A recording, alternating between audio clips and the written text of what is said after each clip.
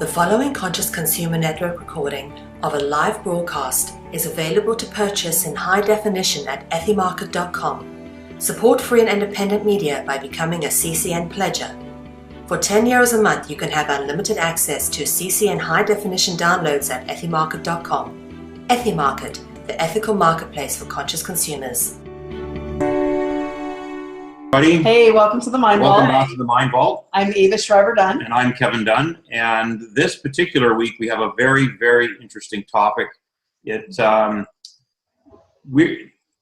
People are under siege right now. Wow, those are big words. They are. People's freedoms around the world are under siege. And this particular topic right here is going to actually hit true to a very great many people, because it's so indicative of the way that society is actually being set up that we really have to sit up and take notice of what's going on here. Well, we do, absolutely, because it's affecting many, many people. It's affecting everybody, really. Well, and it affected us personally. It did affect us personally. Yeah, this particular issue with regards to what is going on in Ontario, Canada. Yeah. So let's just jump right in and start talking about that, because it's just, it needs to be dealt. It needs to be discussed. Very so in 2014, we were in Thunder Bay, Ontario. We had committed to staying in Thunder Bay because Kevin's family is there, including his younger son, Joshy, and we really wanted to be close to him. So we decided, we're going to stay in Ontario, we're going to stay in Thunder Bay, we're going to make this work, and we really wanted to be close to family. And then we went and we rented leased a commercial space for 5 years because of our commitment to be in Ontario and do the work that we do. Because as a lot of you know, if you watch us, you understand that we are NLP master practitioners, we are hypnotherapists, we do all that fun stuff. And guess what? We deal with emotions almost on a daily basis. Well, we simply can't do our work without dealing with emotions. Yeah. So what happened was probably about 3 months, I think it was. 3 months into our lease, we found out about this psychotherapy takeover that was happening in Ontario. And we realized very quickly after reading the information that one of our guests that we're going to be interviewing here in a minute had provided us. We realized that there was no way that we were going to be able to stay in Ontario and continue to do the work that we do. And we had to make a decision, because this was July of 2014 when we learned of this, and the proclamation was supposed to become an enforceable act in October. And so we had put so much into this space, money and time and energy. Yeah, and we had just made such a big commitment. And at the end of the day, we weren't willing as people, knowing how deep we typically go with folks, to sit around and wait to be made an example of. Well, the thing is some people can do their work and they could sort of skirt around maybe not working with emotions, or they think they can, but we just simply couldn't. There was just no way that we could fake it. And so we decided, we didn't want to stay in a place where we felt like we would be shackled and not able to do the work that we're so passionate about. So we made the decision to leave, and we had to break our lease, and we ended up getting into a lot of trouble with that. That was another issue. That was a whole other issue. But had we known about this act before that, we never would have taken those steps ever. So that's what we're going to talk about today. We're going to talk about this. Not our lease. But No. We're going to talk about this very, very draconian legislation that's been put in. What's going on in Ontario is there's an attack on natural holistic practitioners, and what it is an all-out assault, basically. Mm-hmm. And there's two people in particular, our guest today, Trueman Tuck. He is a paralegal. He's the senior managing partner of Trueman Tuck's Paralegal Services in Belleville, Ontario. And he's got tremendous experience in lobbying, and he's very passionate about the fact that what is going on in the world is actually happening like right in front of us in Ontario here in Canada. Yeah, and I think it's really important to understand this is not an Ontario issue. Although it is something that's happening in Ontario right now, it's not just an Ontario issue. So for those of our audience who are outside of Ontario, and we know many of you are, you're all over the world, it's really important to take note of this issue because it is spreading across the world. Yeah, and our other guest today is Grace Joubarne. I hope I said that correctly, Grace. Oh, you did, yes. Great. Grace is a certified clinical medical hypnotherapist and holistic practitioner. Yeah. She has her own clinic in Ottawa, Ontario, called Grace Place Wellness. Now, these are the two people that are at the forefront of this charge to prevent this legislation from becoming an enforceable act. Did I say that correctly? I believe so, yeah. So if we could, I want to start with you, Grace, just because you're on the holistic side of things. Yeah. Could you just give us a little bit more information about your own background and what led you to the point where you're at right now? Yeah, certainly. And first of all, thank you very much for having us. This is so vitally important. I'm really pleased to have the opportunity to explain this.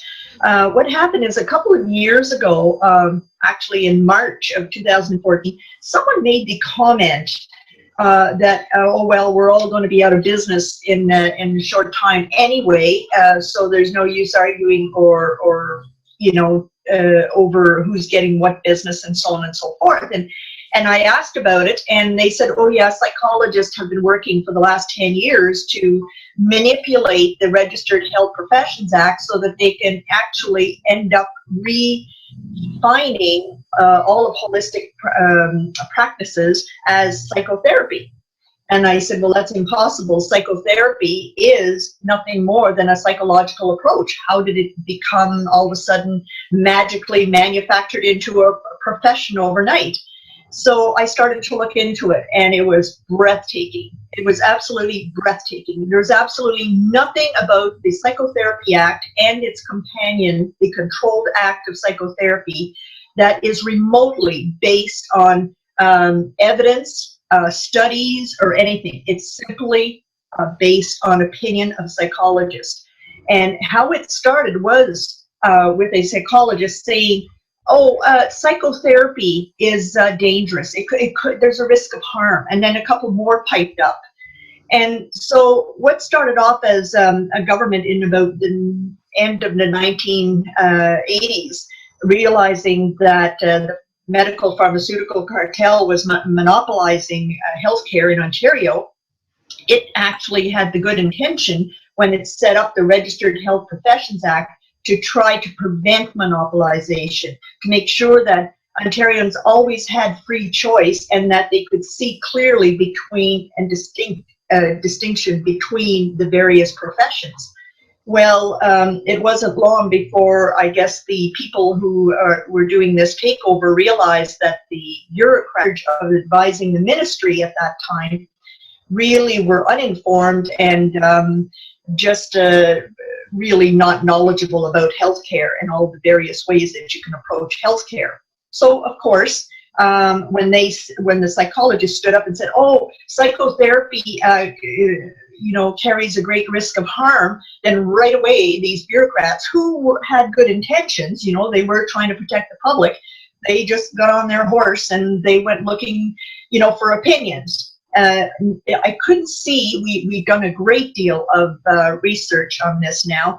We can't find any documentation that suggests that the government advisors ever consulted the Constitution, the Charter of Rights and Freedoms, ever considered, really considered personal liberties. There's the odd time where they mentioned it in passing, like you would, you know, a term that's not too important. But it was breathtaking how it just everything took off on the basis of opinions of psychologists. And these poor government advisors in the early 2000s, they were doing what they thought was their job by going into consultations. But of course, the consultations were always basically held with the usual suspects, right? You know, psychologists, psychiatrists, medical doctors. And these bureaucrats, they're called the Health Professions Advisory Committee. or counsel for the minister actually never really seemed to know where to look to get all of the information they needed and get the actual facts. Because in 2005, 2006, the Fraser Institute did 2 major studies on natural therapies and found that there was not one evidence of anyone having been harmed, and that at that point in 2006, Canadians were spending anywhere from $7 to $10 billion on out-of-pocket expenses for natural therapies, and that amount was doubling every 10 years. And most of that was spent in Ontario. 2/3 of the natural health care practitioners are found in Ontario. So you could see that there was a parallel, almost a parallel organization running that had the ear of the advisors of the Ministry of Health, who were trying to do their job, but obviously didn't have all of the information and were ignorant of the real healthcare industry, the broader industry. So to justify calling everything suddenly overnight a psychotherapeutic technique that they could then control, they started writing dictionaries. So the first one we were able to find was in 2006, interestingly, at the same time as they were going to pass these laws secretly in a huge omnibus bill 171. So now we've got dictionaries of psychology describing or defining psychotherapy as 300 to 315 approaches that the rest of us use. NLP, Zen meditation, various exercises, hypnosis services, spiritual care. I mean, name it. All human interactions are now considered psychotherapeutic. Well, I just about died when I read that, because I know that psychotherapy has been written up just recently in Psychology Today as one of the most failed approaches to human wellness that there is. In Psychology Today, they made a remark about they didn't think it could ever be revived. So here all of a sudden it's a whole profession. It's not just an approach, psychological approach, it's a whole profession all of its own. So since you're nothing, you have to define yourself somehow. So they appropriated all of the things that the rest of us do and call it psychotherapy. And you know, it costs millions of dollars to set up these bureaucracies, and the minister went ahead and proclaimed the Psychotherapy Act, which then places the College of Registered Psychotherapists as enforcers over the rest of us. And we found... Cut in here for a second. Yeah, sure. I mean, you bring up a lot of issues with regards to the nature of how this has transpired and become what it is today. Yeah. And I know you've done a tremendous amount of research and stuff. I just want to bring Trueman in here at this moment in time, just to give us a little bit of his background in his profession, as well as what makes him passionate about these kinds of well, I think what we need to know is the legal implications of what this act is. Yeah, because it's tremendous. It's absolutely tremendous. Yeah. Bringing up the issue of this definition or the dictionary where you know, things like NLP and Zen meditation stuff become a psychotherapeutic act. This is just absolutely ridiculous. So let's bring our legal expert in, and Trueman, and let him speak to that. So. My background actually is from the health freedom, the Canadian health freedom movement. I in university in the late 60s, I got curious about non-American foods and cooking and philosophies and spiritual backgrounds when I was in Carleton University. So I ended up exploring Japanese and Chinese. It actually started I like to cook, and I was curious about their cooking styles compared to mine. And then that led, of course, you can't study those cultures' cooking styles without getting into the whole culture and the spiritual backgrounds and the philosophies. So that's what led me into self-health care. And I'm 67 now, and I don't take prescription drugs. I see a medical doctor now because my wife wants me to every 2 years. And previous to that, whenever the insurance company insisted upon it, every 10 years. So I've been completely into the what I call the world's primary healthcare system. If you think about how silly North America is, the majority of the world's population since the beginnings of recorded history of man has relied upon traditional natural remedies and related food styles, cooking, lifestyle choices for their healthcare. That's the way of the world and always has been. All of a sudden, we've got big pharma. We've got the centuries now of conspiracy with the medical doctors and pharmacists and people like that to try to convince North America, particularly, and they've done a great job on it, that they are the primary healthcare system. Show you how silly this is. I was on a TV show probably 35 years ago in Kitchener, and I had my natural stuff out I was showing on the TV show. And the commentator said to me, well, how long do you think this health food craze is going to last? And I said, no, you got this the wrong way around. I said, it's only to sell chemicals and things like that after the Second World War that the craze of synthetic drugs and foods and synthetic everything has come in. They're the interloper. We're the way that God has made medicine and health and food since the beginnings of man's existence on this planet. Mm-hmm. So that's what got me into this. Now, I've been over 40 years. I've been involved as a health food store or in that industry in some aspect or another. We closed our store last year, my wife and I in Belleville. And now I do the defend people legally and many other aspects. And I've been doing that also simultaneously for 20 years now.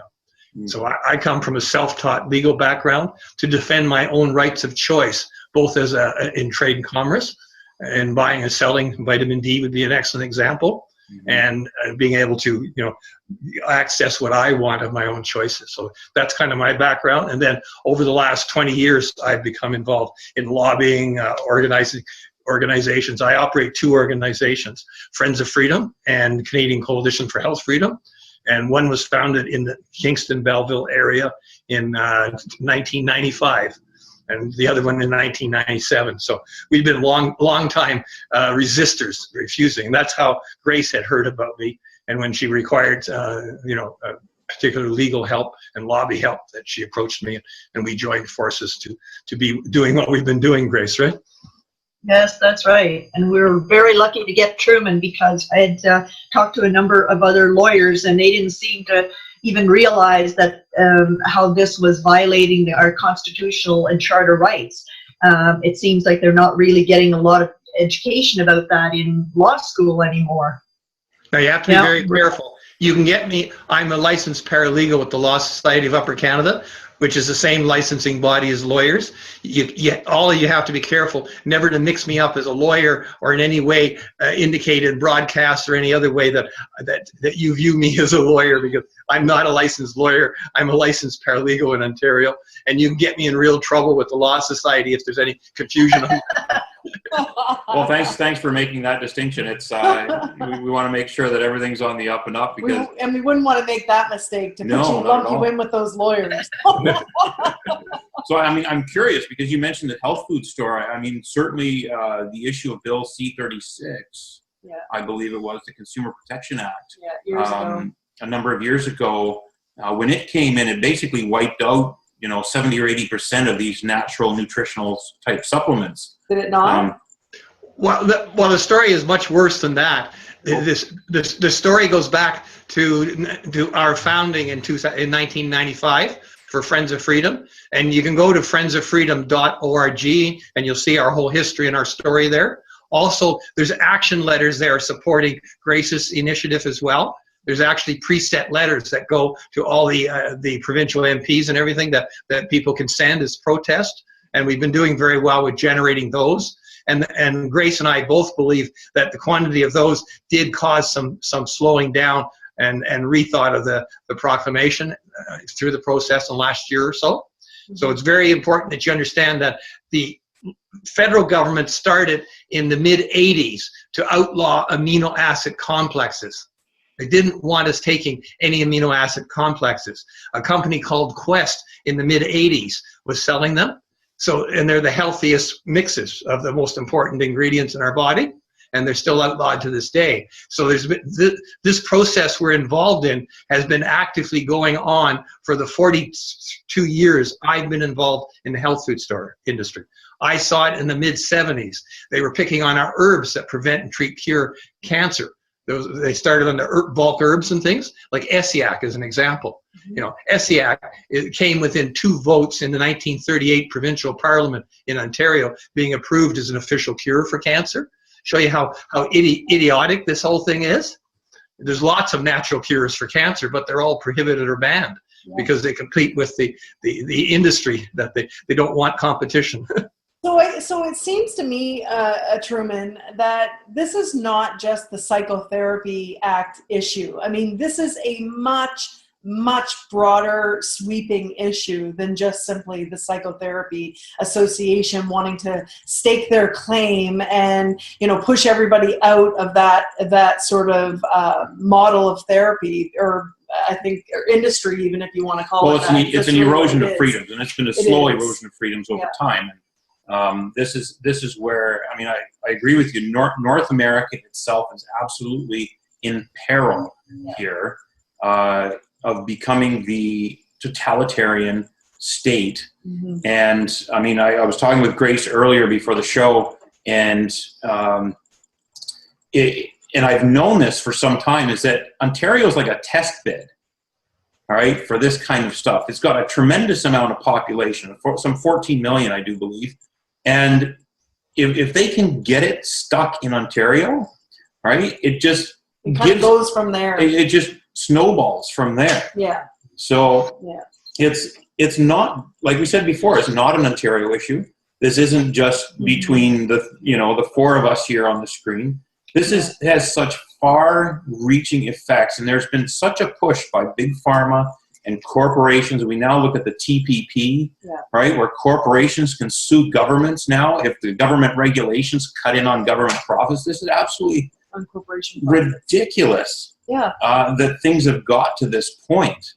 So I think it's important for everybody to understand that's watching here is that even though you might be in Europe or South America or somewhere else, or in the United States, or in the US, for that matter, this particular fight that's going on here right now, this resistance and pushback within Ontario, needs everyone in the world to support this because it's going to end up affecting them. It will end up down the road. Would that not be correct, Grace? Would you not see that? Absolutely correct, because we found that a number, as we were tracking these little footprints through this whole legislation, we realized that big drug companies from international drug companies are involved in this. They're already well embedded and very influential in the new college. There's a number of reasons why we should stand up. Number one, because of our freedoms. Okay, once we lose the right to decide for ourselves what's going into our body, who we're going to talk to, and so on and so forth, we are then slaves, period. That's the bottom line. So we're at the cusp of becoming slaves if we allow this. And the only way it can be allowed is if good people do nothing.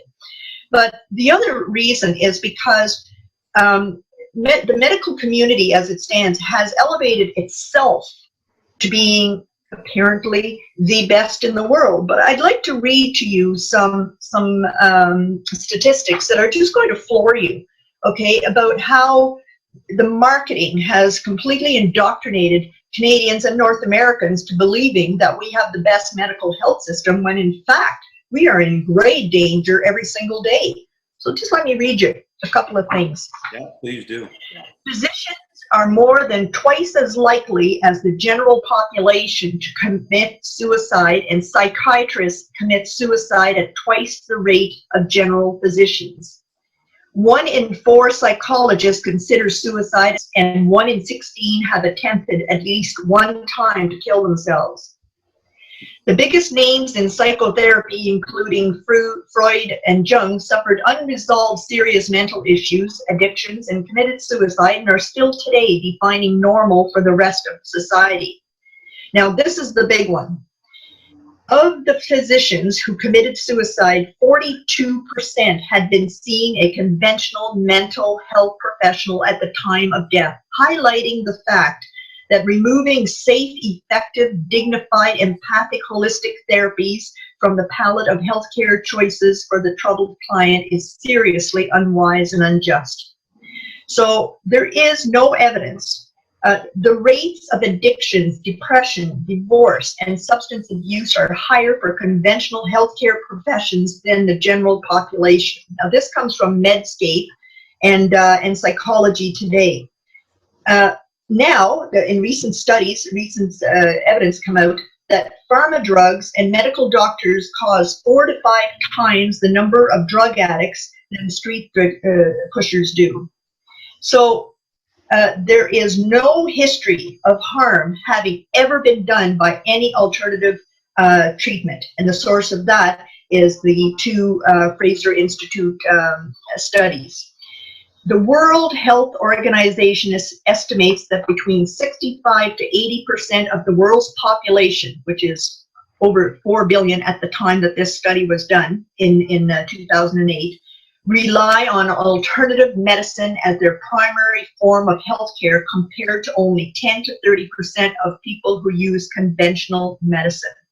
If I might just intercede, Grace, for a sec, we have to be careful not to get conned into using the word alternative or complementary. That's part of the spin of changing our dictionaries, changing our vocabulary. And I realized you were quoting Grace, so you had to quote it. But it's just so important that all your listeners, anytime anybody uses the word alternative medicine or complementary medicine, same as I did in that TV show 35 years ago, you look the person in the eye and say, you got that completely the wrong way around. They are the alternative. They are the complementary. We are the primary and always have been.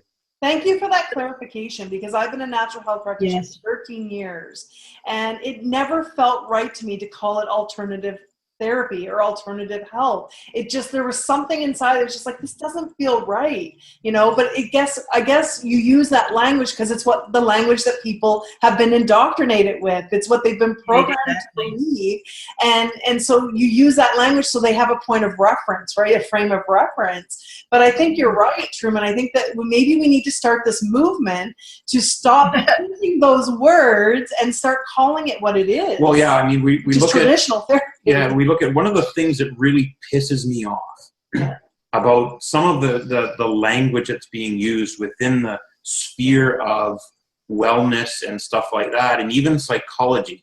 I mean, I've read countless books and things on the traditional psycho stuff, and a lot of times people, I mean, look at PTSD, for example. All right, the D on the end of it, right, indicates that it's diagnosable, and they can feed drugs to it. Yeah. Right? It's post-traumatic stress, and it can happen to anybody. Right? And post-traumatic stress is just a result of something that traumatically happened. That they keep running over and over and over again. Right? The instant we put a D on the end of that. Right? So I think it's very important. I mean, this raises a very important issue about changing our language, changing the conversation around this stuff, right, as a result. And the other thing that was brought up is that I think it's a plan to keep as many people sick as possible. It's the sickness industry. It's not the wellness, not the health industry, right? It's sickness. And if, I mean, we read a lot and listen to a lot of Dr. Bruce Lipton and stuff like that. And he actually brought up something in one of his presentations, and that was that the medical establishment is the leading cause of death in North America. Yeah. Right? Did you realize, Kevin, that I'm a co-author of a book on that subject that was an award-winning book? Really? Are you aware of the, it's called Death by Modern Medicine? Oh, yes. Is that with Gary Null? So, well, Gary Null did the study, but then my friend and colleague at that time, Dr. Carolyn Dean, and I got together, and we combined my activism world with her medical world. And she's a holistic practitioner as well as an allopathic practitioner. So we got together in 2004 and co-wrote, and I self-published the book, and it won the most progressive health book award of the independent publishers. They had us in Washington to give us the award, and it still sells to this day. We're still selling the book all these years later. Wow, we need a copy of that. We need a copy of it. We need to know where people can get it Yeah, too. So sure. so at the end of the show, we'll give you a chance to let everyone know where that is, because that's a very, very important piece to the puzzle. And you know, you bring up a good point, and both of you do, and it just makes me think of going back to this proclamation that we're talking about with this Psychotherapy Act, because if we really dig into that, and to ask what's really going on. Yeah, but here. I mean, if we dig into that and we see what they're suggesting, that everything is considered a psychotherapeutic act, or what's the word I'm looking for? What's that? It's a prohibited act. It's called, in law, it's called a prohibited act. Oh, sorry, okay, a prohibited act. Let me clarify. The Psychotherapy Act is the first in a kind of like a little team of acts. So first they did the Psychotherapy Act to how would you say that, manufacture a profession out of midair. Right. And then they did the Controlled Act of Psychotherapy. So then it's the Controlled Act that acts as a prohibition, so that no one can do anything without the permission of these 6 licensed usual suspects, okay? And that's a problem. So right now, the Psychotherapy Act has been proclaimed. The college can enforce whatever they want. They've already sent out cease and desist letters. But once the Controlled Act is proclaimed, and the minister is literally pushing these 6 colleges to agree as to what a controlled act of psychotherapy is. You see, because they refuse absolutely categorically, and have done it again last week, refuse to define any of the terms in the law, in the legislation, refuse to provide any information as to how they're going to target us, who they're going to target, what constitutes a psychotherapeutic technique. They would not admit that the definitions in the dictionary of psychology is what they're going to be using. But as Trueman will be able to explain to you, the way the law works is when you're taken to court, they can pull out all of the old case law. They can rely on reference materials from their profession and so forth. So that's where that's going to come in. But they categorically refuse this college to be transparent, to give us any idea of what they have in mind. And yet they have all of this power, and they're completely unaccountable to anybody, not even to the minister. This blew our mind away, honestly. All of these 6 colleges that are going to decide for us who we can talk to, who we can't talk to, what therapies are the best, and so on and so forth for our condition. At the end of the day, they will make up their minds among themselves without any public consultation, without any mandate from the public, whatever. This is so absolute tyranny. It is well, absolute tyranny. And the only way they get away with it is because, number one, they did it secretly. There was even one MPP who said, gee, you know, we're getting this omnibus bill, sounded like it was 1,000 pages or something, in the last hour, and how are we supposed to assess this? No discussion. But it's always secretive. We've been asking questions. If you go to our website, www.stopsychotherapytakeover.ca, you will see statistics there. And you will also be able to find our various letters that we've sent to correspondence that we've sent to the minister, to the College of Psychotherapy, and so on and so forth. So in September, we sent 115 questions that are very, very specific about, so that it can help us understanding how to stay within the law, and so on and so forth. And at one point, when we came on the scene 2 years ago, the college decided to put a little notice on their website that what we were saying was misinforming and misleading the public. So we naturally asked that question in September, please point us to what we're doing that is misinforming. They refused to answer that question. They refused to answer questions. So what we're left with is a bunch of people who are totally unaccountable to the public, totally violating our constitutional right, using our tax dollars by the millions and millions of dollars. Matter of fact, they just asked the minister for more transfer money. This is almost 10 years now that this has been going on. they're wielding this sword that can literally kill us, because the natural healthcare field is the field that tells the truth. We are the ones, as you know, that circulates the information, that gets the information out there. We don't coerce people. We don't force people. We don't. It's not a level playing field where we have the same opportunities as they do. So we get the information out there. Well, that is actually hurting their bottom line. Besides the fact that we're bringing in $7 to $10 billion annually, and that's coming out of drug company profits. We're also telling the truth, and they can't have this. And so one of the ways is to eliminate us. If they eliminate us, then there's no one around to do holistic education, because that's one of the things that's considered a psychotherapeutic technique, is holistic education. Yeah. And let me explain just how far this...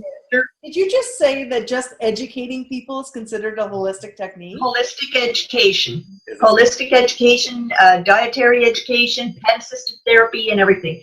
To get the list, just go to our website, stoppsychotherapytakeover.ca, and look under definitions, and you'll see all the definitions. They're very, very clever. But the minister has gone to great extents to make it impossible to stay in line with the, to not violate the Healthcare Contact.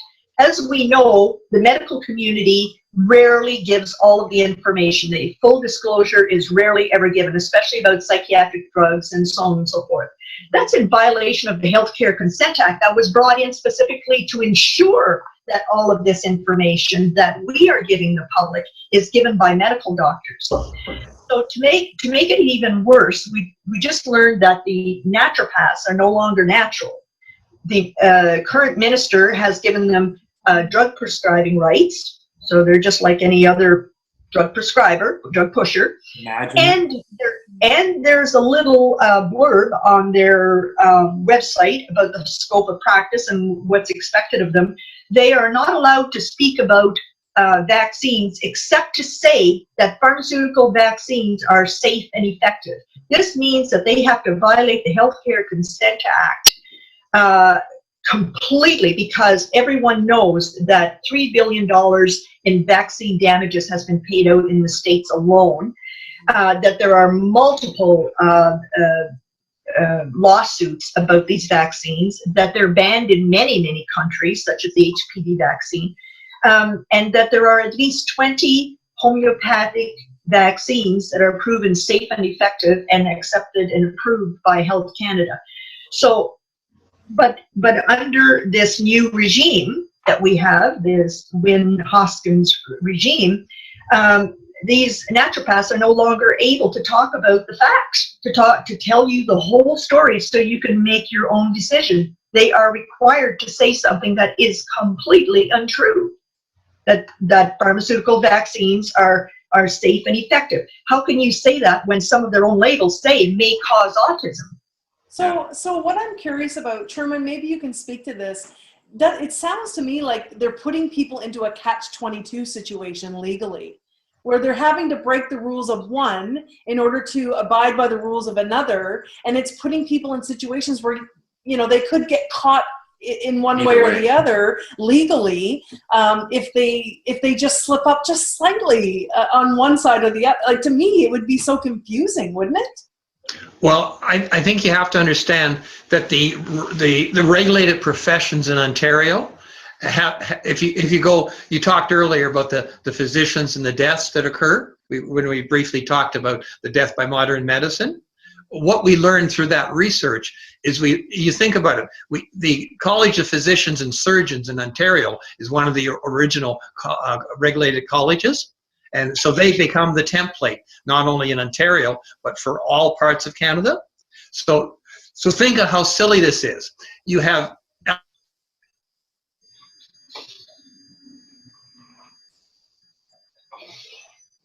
allopathic doctors, which is, okay, big pharma mentality, totally synthetic medicines, deadly and dangerous medicines in the most heavily regulated professions in Ontario, in the most heavily regulated facilities, causing the undeclared #1 cause of death. If you read The Death by Modern Medicine, Dr. Carolyn Dean and I came using medical records, like their own medical records, identified and this is 10 years ago, 782,000 preventable deaths were happening in North America alone, and that's 10 years ago. And we considered that to be conservative. Now, to put that into layman's terms, that's equivalent to 7 jumbo jets a day full of passengers crashing, killing 100% of the passengers.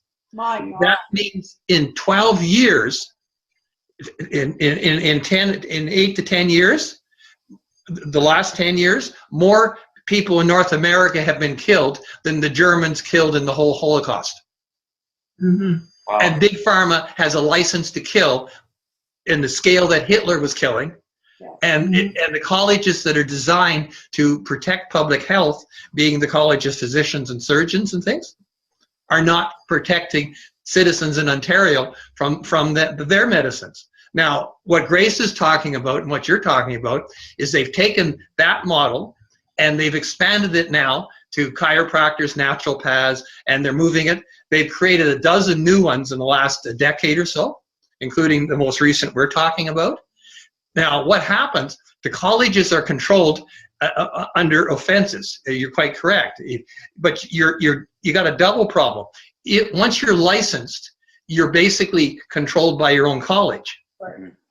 So I've seen this happen. I've been battling with the Naturopathic College since their inception, and we saw about 10 years ago that the Naturopathic College and the regulatory bodies were taken over by the allopathic mentality.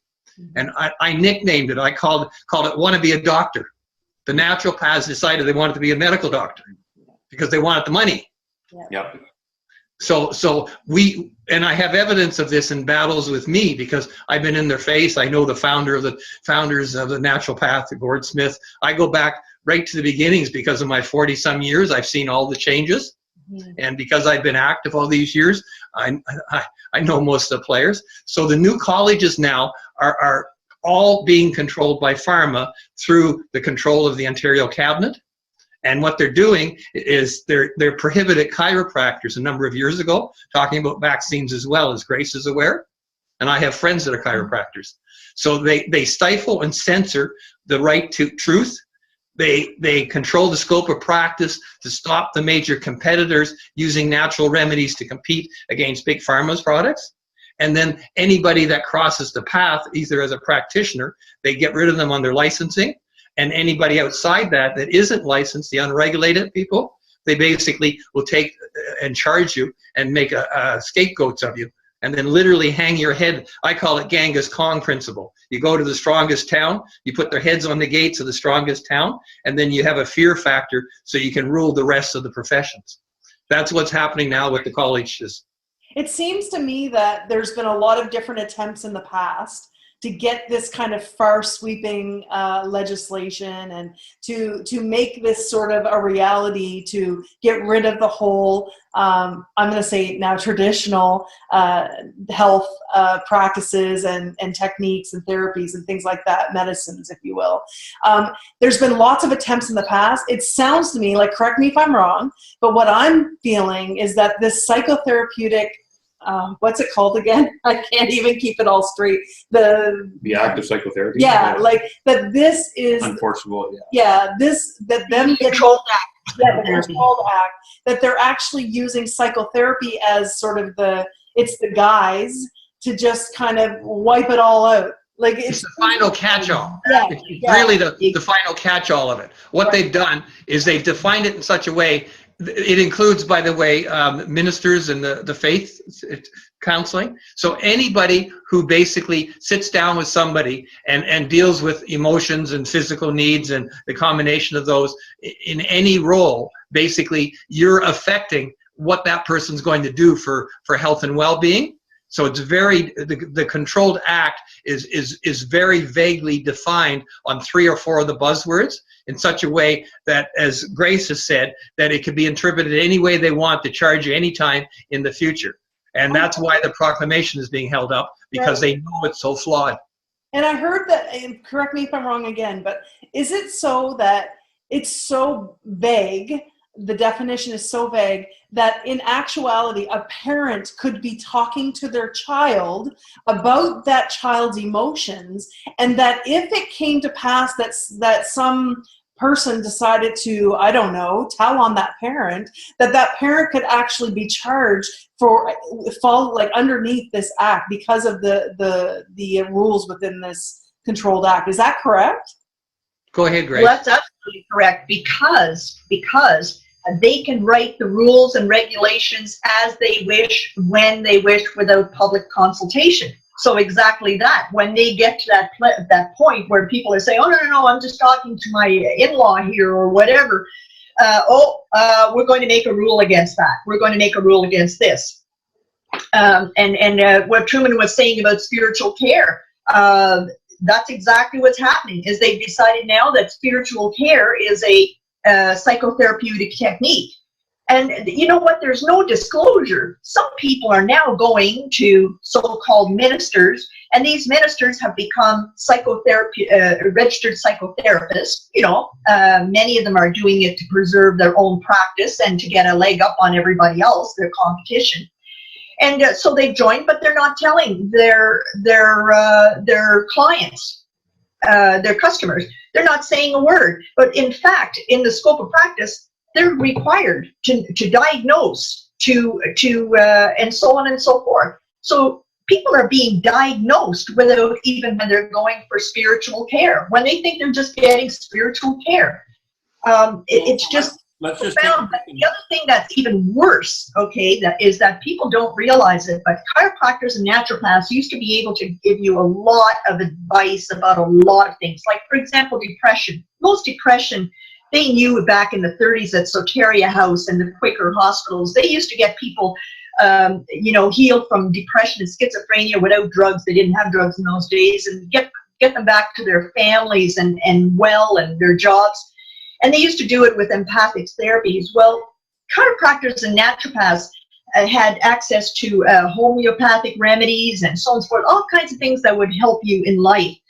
I don't think that they realize that they're not one of the authorized groups under this controlled act of psychotherapy. There are only 6 controlled groups, and that is medical doctors and psychiatrists, psychologists, registered psychotherapists, social workers, nurses, and occupational therapists. Okay, all the ones that don't do empathic therapies.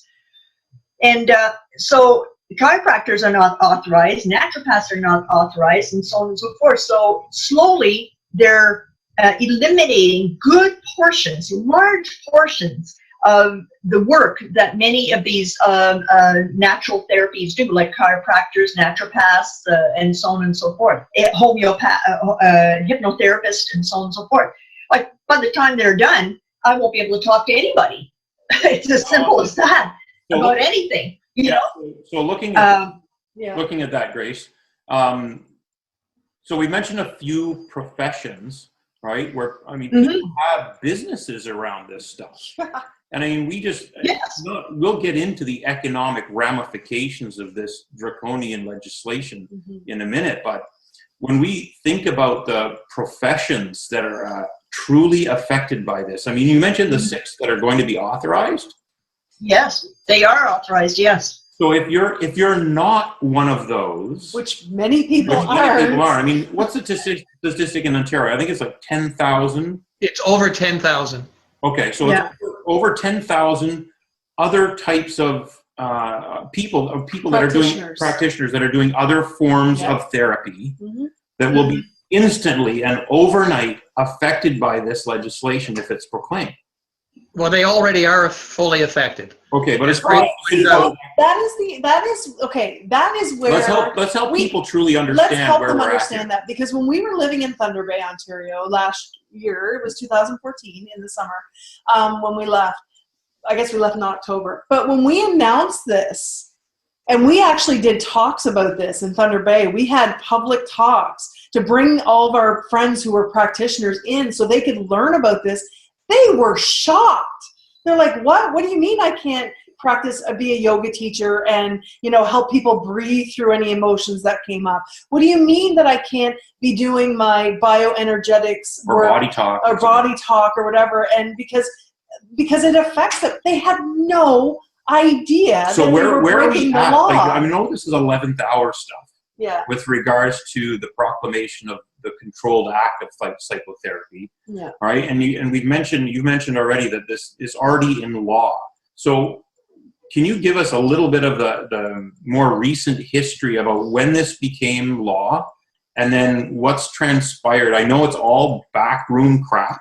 Yeah. Right. It's all hidden from the public. And that's typically how do you get draconian legislation in place? But there's so much confusion. You hide it from people. There's so much confusion. People need to really understand what. So let's clarify that. Maybe Trueman, you can address this from your perspective. What's important, as Grace said earlier, the college is created, the legislation's in place. It's all been passed some time ago, and the colleges are fully functional. You have an unusual situation. You have a college that's fully functional with a very vague definition legally. But because of the proclamation of the Controlled Act is the secret to this now. The Controlled Act itself has not been proclaimed. And until it's proclaimed, they can't lay charges. That's all there is. So that's the only thing preventing them right now from laying. They can't lay charges until a prohibited act is proclaimed in law, because there isn't then a measuring stick saying you're in violation of this Controlled Act. Okay. All the Controlled Act does is it gives a mandatory licensing situation, and then they pick which colleges are authorized, which Grace just described. Okay. So there's 6 colleges that when if the Controlled Act is proclaimed, then that definition, whatever they do with that, whether they vary it or do it the way it is, that becomes the hammer, the legal hammer that charges can then be. When they send out warning letters now, anybody who receives a warning letter, just ask them to get in touch with me, because I know there's no teeth to it. Right now, it's all positioning. They can't do anything about it. So if somebody receives a warning letter, you should have a legal representative, a lawyer or a paralegal, immediately. It's well worth it. If you get a warning letter, take it to a lawyer or a paralegal and have them answer it legally. And if the lawyer or paralegal isn't sure about it, have them get in touch with me or Grace. See, the problem, and I think that's great for people to know that, but the thing it's imperative people understand like how close this is. Yeah. See, but the thing that's coming. It's a done deal, Kevin. It's not close. It's a done deal. As far it's in place as far as the college. As long as the college exists, there's going to be a bad outcome from this, whatever they end up doing. See, and the thing that's coming to my mind is I've been in this world for 13 years. I know a lot of natural health practitioners, okay?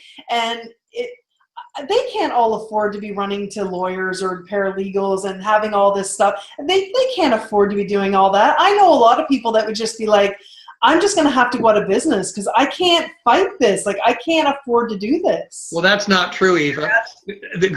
All you got to do is send them to Grace's organization. And Grace and I have talked about this many, many times. And what you're saying is half true. Individual practitioners cannot afford to hire a lawyer or a paralegal that may or may not know how to defend them. Right. But all of you can afford to go and donate $10 or $50 or $100 a month or whatever you can manage within your scale of your income to Grace's organization.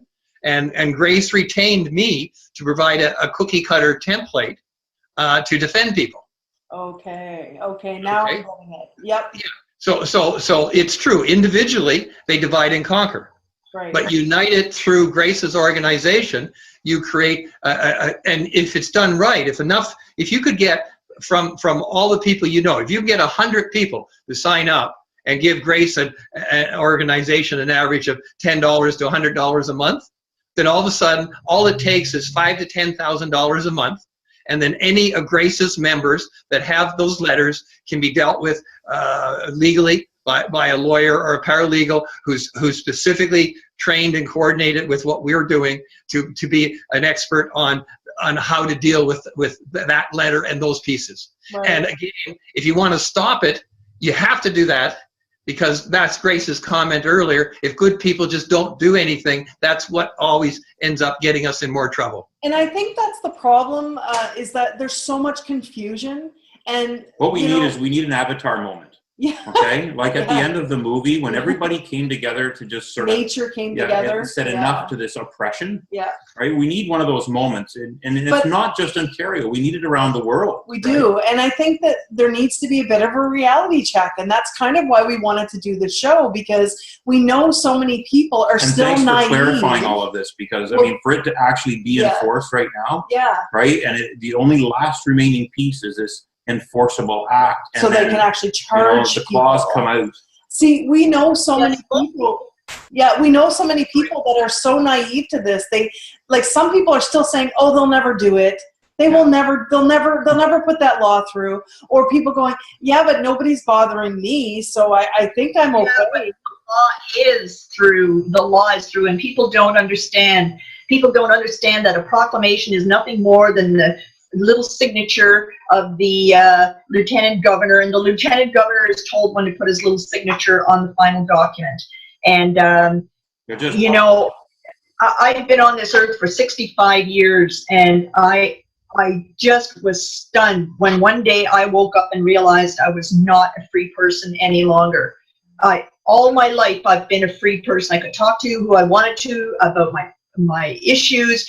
I could go to a medical doctor, I could go to a naturopath, I could go to a chiropractor.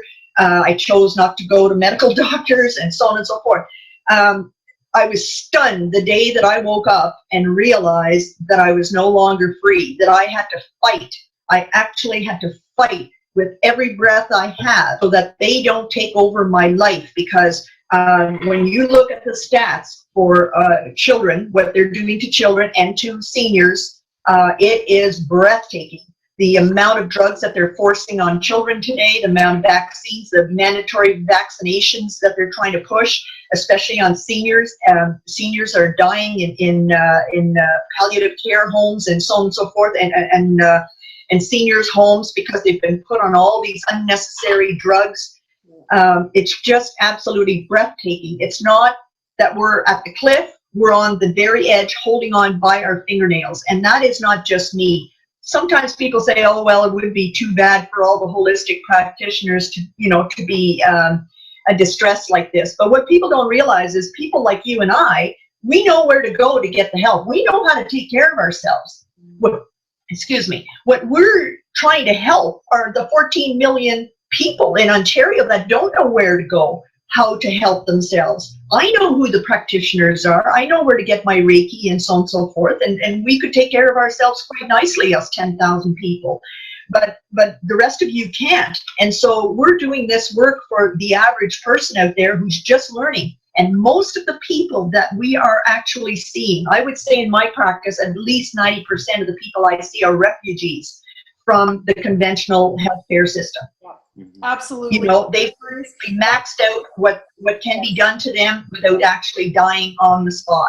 Yeah. And I could say that that's probably true for most of the healthcare practitioners. We get folks after they've been through the slash and burn system. Yep, they've tried everything. I was always the last resort. Right? Yeah. I'm coming to you because I've done this, and this. Or this is the best one, is it? We can't do anything for you. Yeah. Yeah, that's what we see. The doctor said nothing, they can't do anything for you. And I go, well, they're just telling you the truth. They really can't. They're truthful. I know, that's right. That's right, they can't. Yeah. You know, it's that old saying, the emperor has no clothes. Well, I'm saying not only does he have no clothes, he's not even an emperor. So Trueman, you were going to pipe in there. What were you going to say about that? I'm just back to the same thing that I'm saying, that the people have the power, but at the end of the day, this is all about, you mentioned earlier about the trade agreements and the suing of the nations and how this affects every country in the world.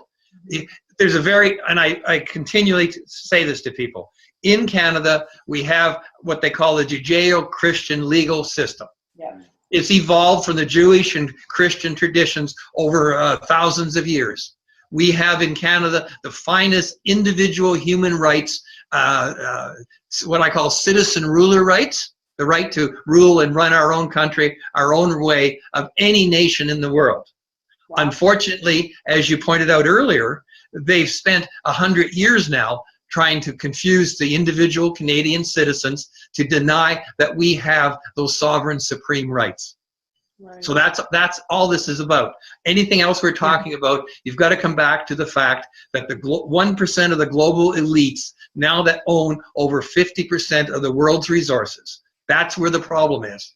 They use the psychologists, they use the media consultants, they use the most brilliant minds in the world to figure out ways to make slaves of us, as they're saying, and in order to do that, one is they have to have us in chaos, they have to have us confused, poisoned with fluoride in our waters, salt in our foods. It was what Hitler used to control population. You dumb down the population, don't let them get an education, don't let them organize, don't let them have free speech, don't let them have weapons. Like, there's a whole bunch of patterns that tyrants always have to do in order to suppress their population so that we don't rebel, right? Yeah. So we have to rebel is the bottom line of this discussion today. And the only way you can do that on this specific issue is to get 100 or 200 people to go and start making monthly contributions to Grace's activities. Without that support, you can't stand permanently monitoring, chasing, and correcting them. And you always have to be prepared to sue them. You have to reverse their game. They've got a list. I can assure you, they have a list of the worst 20 or 30 people in Ontario. And they're just chewing at the bit to charge them and to get them to court to start building their precedences. So the only way you're going to head them off at the pass is to convince those people that they're in trouble now. They got to join, give them monthly contribution. There's got to be a $50,000 plus war chest in Grace's hands in order to be able to make test cases of the first few that come up that are atrocious. And those test cases will be appealed to the Superior Court of Ontario. They'll go to the Court of Appeals of Ontario, and they may have to go to the Supreme Court. Don't ever question the fact that when they spend 20 or 30 years staging this war, that once they engage it, they have to execute it in order to keep it in place. Yeah. And the interesting thing, I absolutely agree. And I mean, the interesting thing about this. Well, that's the gravity of this. That's the gravity of it. And as well, I mean, I think it's really important for people to understand how important it is to act now. Because that proclamation, to make that a controlled act for that enforcement to start happening, that could happen like literally tonight. Like that could happen at any moment in time. And they aren't going to necessarily come out in the mainstream and tell people that, are they? No. No, they're just going to quietly do it, and then they're going to take their shopping list of the 5 or 10 people they want to charge, and they're going to go and charge those people, and they're going to charge them with everything they can throw at them to cost them as much money, as much misery as possible. And then unless there's unless there's at least $50,000 in the prepaid legal expenses in Grace's war chest, then they're not going to be ready the day that happens, which could be next week or the following week. Grace, with the knowledge she has and her organization, won't be ready then to defend the first few people. And again, you can't, the 10,000 people can't play Russian roulette. They have to realize that all of them are in the sights. Every single one of them are in the sights. Yeah. So I mean, one of the things that happened to practitioners, and the reason why we couldn't get up and running faster as a bunch of practitioners, I mean, there's 10,000 of us, is the fact that this transitional council to this new college was very, very clever. They basically saw the point of the benefit of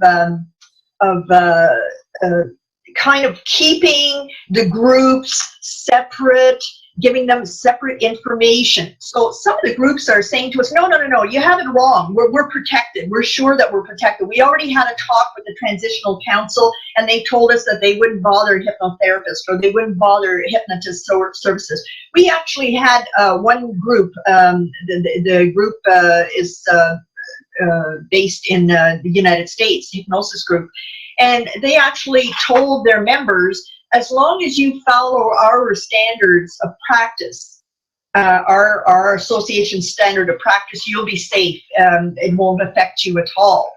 We tried to get confirmation of that from the college, and the college wouldn't even answer it. We couldn't find one single bit of documentation to that. So they had some kind of a little backroom talk, And they said, yeah. But the problem is that the college is not bound by anything that the transitional council agreed to. So we have all kinds of little groups like that. One very sad thing is the family therapist and marriage counselors. You know, they're a standalone profession. Everybody recognizes them as professionals. You know where you go to if you have. And they apparently were coerced into joining. I'd say they were forced into joining this College of Psychotherapy early on. They were told that they had no choice, there was no way around it. And so many of them joined because they thought, well, gee, and they were told by their leadership that in order to protect their title, family therapist and marriage counselor, that they had to join this registered psychotherapy college. Well, lo and behold, we now find documentation that shows that it was never the ministry's intention to force, to force family therapists and marriage counselors to become registered psychotherapists. So when you dig a little bit further, you find out that two of the people from the executive that sat on the executive of the family therapy group were actually being paid a per diem rate by the transitional council. And so obviously you've got a conflict of interest where they're pushing the agenda of the transitional council on their membership. There was no democracy to it at all. You're told what to do, and that's all there was to it. And there was no basis for that to happen. But worse than that is the ones themselves registered psychotherapists. Can you imagine? They weren't interested in becoming a psychotherapist, or they would have studied to become a psychotherapist. They're family therapists. Some of them, one of them called me. He said, like, I'm on the verge of tears. He said, I studied, and he said, I've had a wonderful practice for 30 years. He said, and he said, now I have to call myself a registered psychotherapist, and I have to be prepared to diagnose, and I have to know all the diagnostic criteria. So there's the other thorn in the side too, is anybody who joins has to practice according to the medical model, which is diagnosis and drugs. Well, the problem with mental health diagnosis is that there are no scientific studies that support those mental diagnoses. There's no scientific evidence whatever that has ever supported that. And that comes right from the authors of the manual that psychiatrists use, the DSM. So everything is a big opinion. An opinion builds on an opinion, builds on an opinion. There's nothing, no foundation to any of this. It's all an opinion. Well, so now they're forcing a bunch of people to join another college so that they can push their opinions on the public. Well, natural health care is not about that. We don't use diagnosis. We don't see ourselves as superior.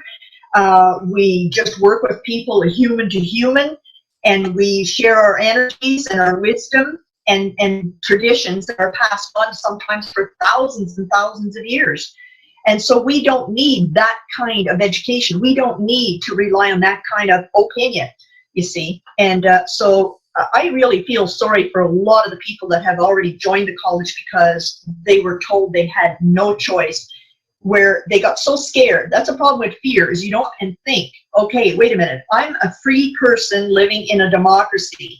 Let me look at what the Constitution, my Charter rights say. Do I have to join and become something that I was never intending to become? No, you don't. You can stand and fight, and that's all we need to do. But now we have a lot of work to do to get practitioners to recognize that maybe their leadership was not on the up and up with them. All of us actually on the show right now, we could all easily, by their standards and their model of therapy, we could all be deemed with ODD. We could all be diagnosed with ODD. Oppositional defiance disorder. And oppositional, exactly.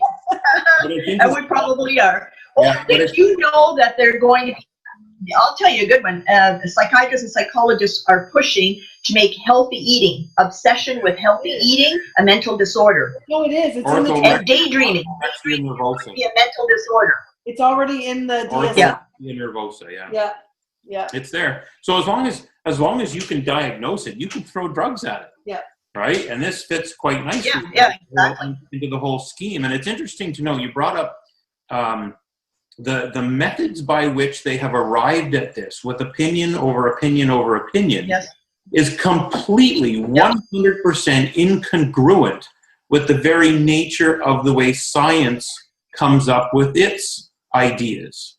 Right? You have a theory, you test and analyze that theory, and then the results of that then either support it or they don't. And you're looking for the evidence basically that supports this, yet they've been creating this thing in the background here behind everybody else's eyes that says, you know what, it's just an opinion, and we're gonna do that, and away we go. Well, Canadians are really trusting people. We trust that our government is actually working for our benefit. After all, they're called public servants, right? But it's really scary to realize that we are in such danger, not because of one another, not of the Russians, not of the terrorists. We're in danger of our own government. I don't know really how Kathleen Wynne and Dr. Hoskins can actually get up in the morning and call themselves Canadians, when what it means to be Canadian means to fight for your freedom, to fight to keep Canada safe, and for what they're doing, I just don't know how they can possibly call themselves Canadians, and with a straight face. Well, it's interesting you mentioned that, because we had a thought, and I believe our new PM, his wife is a yoga. She's a yoga trainer. She's been trained as a yoga teacher. So I mean, I would be sure that yoga, right, would be yoga and meditation. Yes. It's all affected. So what I suggested to Kevin, I said, I'm sure that I know somebody who knows Justin personally. Yeah, I could look at my network, and I'm sure I could find someone who knows him personally. If nothing else, go to the local MP, because it's all Liberal here in the Maritimes. But I mean, we really need, I don't know. I mean, listen, I don't put a lot of faith in the government. I really don't. I'm not one of those very naive people that believes, oh, we have Liberals now, everything's going to be great. I mean, I just don't believe that. But given the fact that Justin smokes some dope and he's done some yoga, I'm like, and his wife's a trainer, I mean, maybe they aren't even aware of it. I don't even know, because this is a provincial level thing right now, even though there is a federal agenda that's been at play for very many long years. I just wonder, do they actually know? And if they did, would it change anything? Maybe you could speak to that, Trueman. Like, would it change anything? Well, you've got to understand that the back to that 1%, the mega corporations, the big pharma. I traced back, and now you're aware that I did a legal opinion for Grace's organization. Yes. Have you read it or looked at it? Yes. Kevin read the whole thing and gave me the snippets that I needed to hear. Okay. So it's posted on our website. Yes. Yeah. You can see what I'm trying to do is to paint the fact that this is a provable conspiracy. Mm-hmm. Yeah. When we use the word conspiracy, they always like to classify us as nutcases and then discredit us. It's standard procedure. I'll be a nutcase. Yeah, and back to your comment, Kevin, about science. Science is the fact that if it barks like a dog, it walks like a dog, talks like a dog, it scientifically we conclude it most likely is a dog. Yeah. So I feel the same way about conspiracy. If it talks like a conspiracy, acts like a conspiracy, walks like a conspiracy, and then it's history and the evidence proves it is a conspiracy. Yeah. So there is a conspiracy that's a global conspiracy, that's a federal conspiracy in Canada. I talked earlier, like, who in the right mind in 1985 would classify an amino acid complex in a dietary form as being a prescription drug? Like, who in the right mind would do that? Yeah. Who in the right mind today, and again, this is dealing with your Trudeau question. Yeah. Right now, since January 1st, 2004, all of our traditional natural remedies in Canada are federally regulated as a tricky, deceitful natural health product. But a natural health product is legally a subclass of a pharmaceutical drug. Right. Yeah. So people don't get that.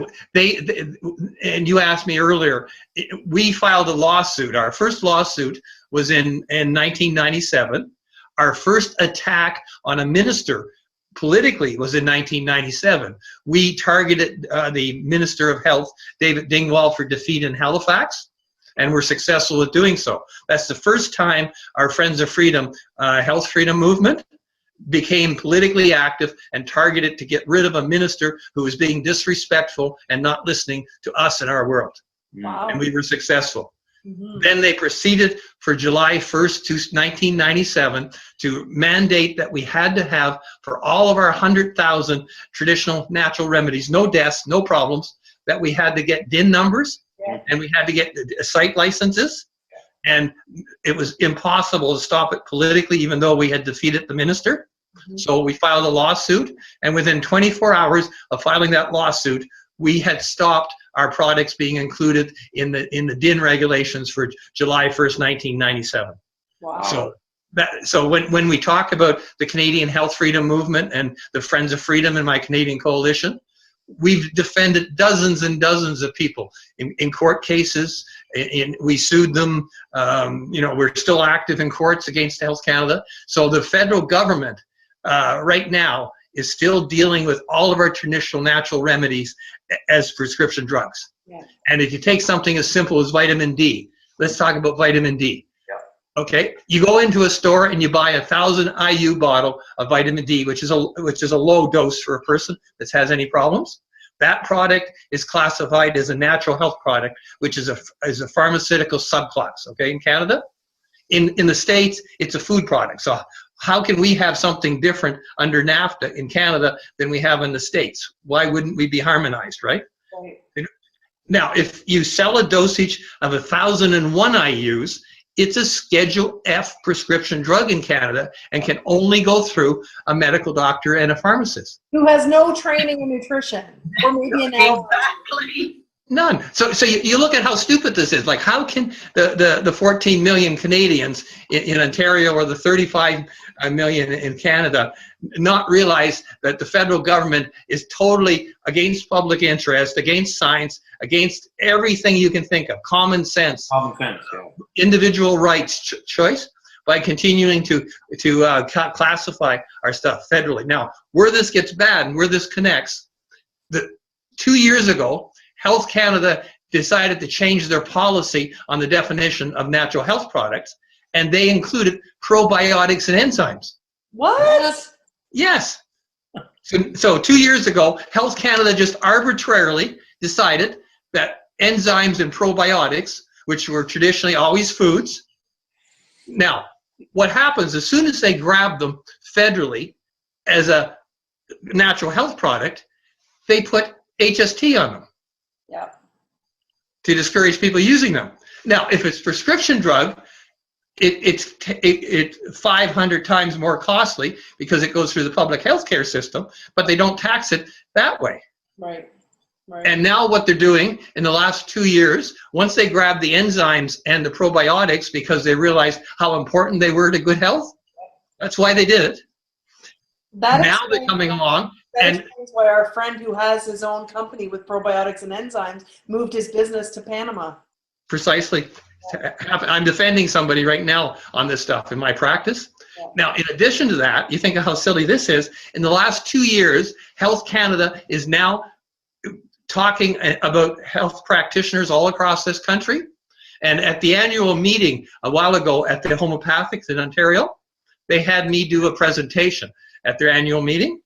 And my presentation was basically that any health practitioner in this country, whether regulated or unregulated, as well as lawfully practicing within their province, their trade and commerce activities on a one-on-one basis with their patients in the privacy of their consulting room. Health Canada, in my legal opinion, has no jurisdiction under the Food and Drugs Act on any products that you use in that environment.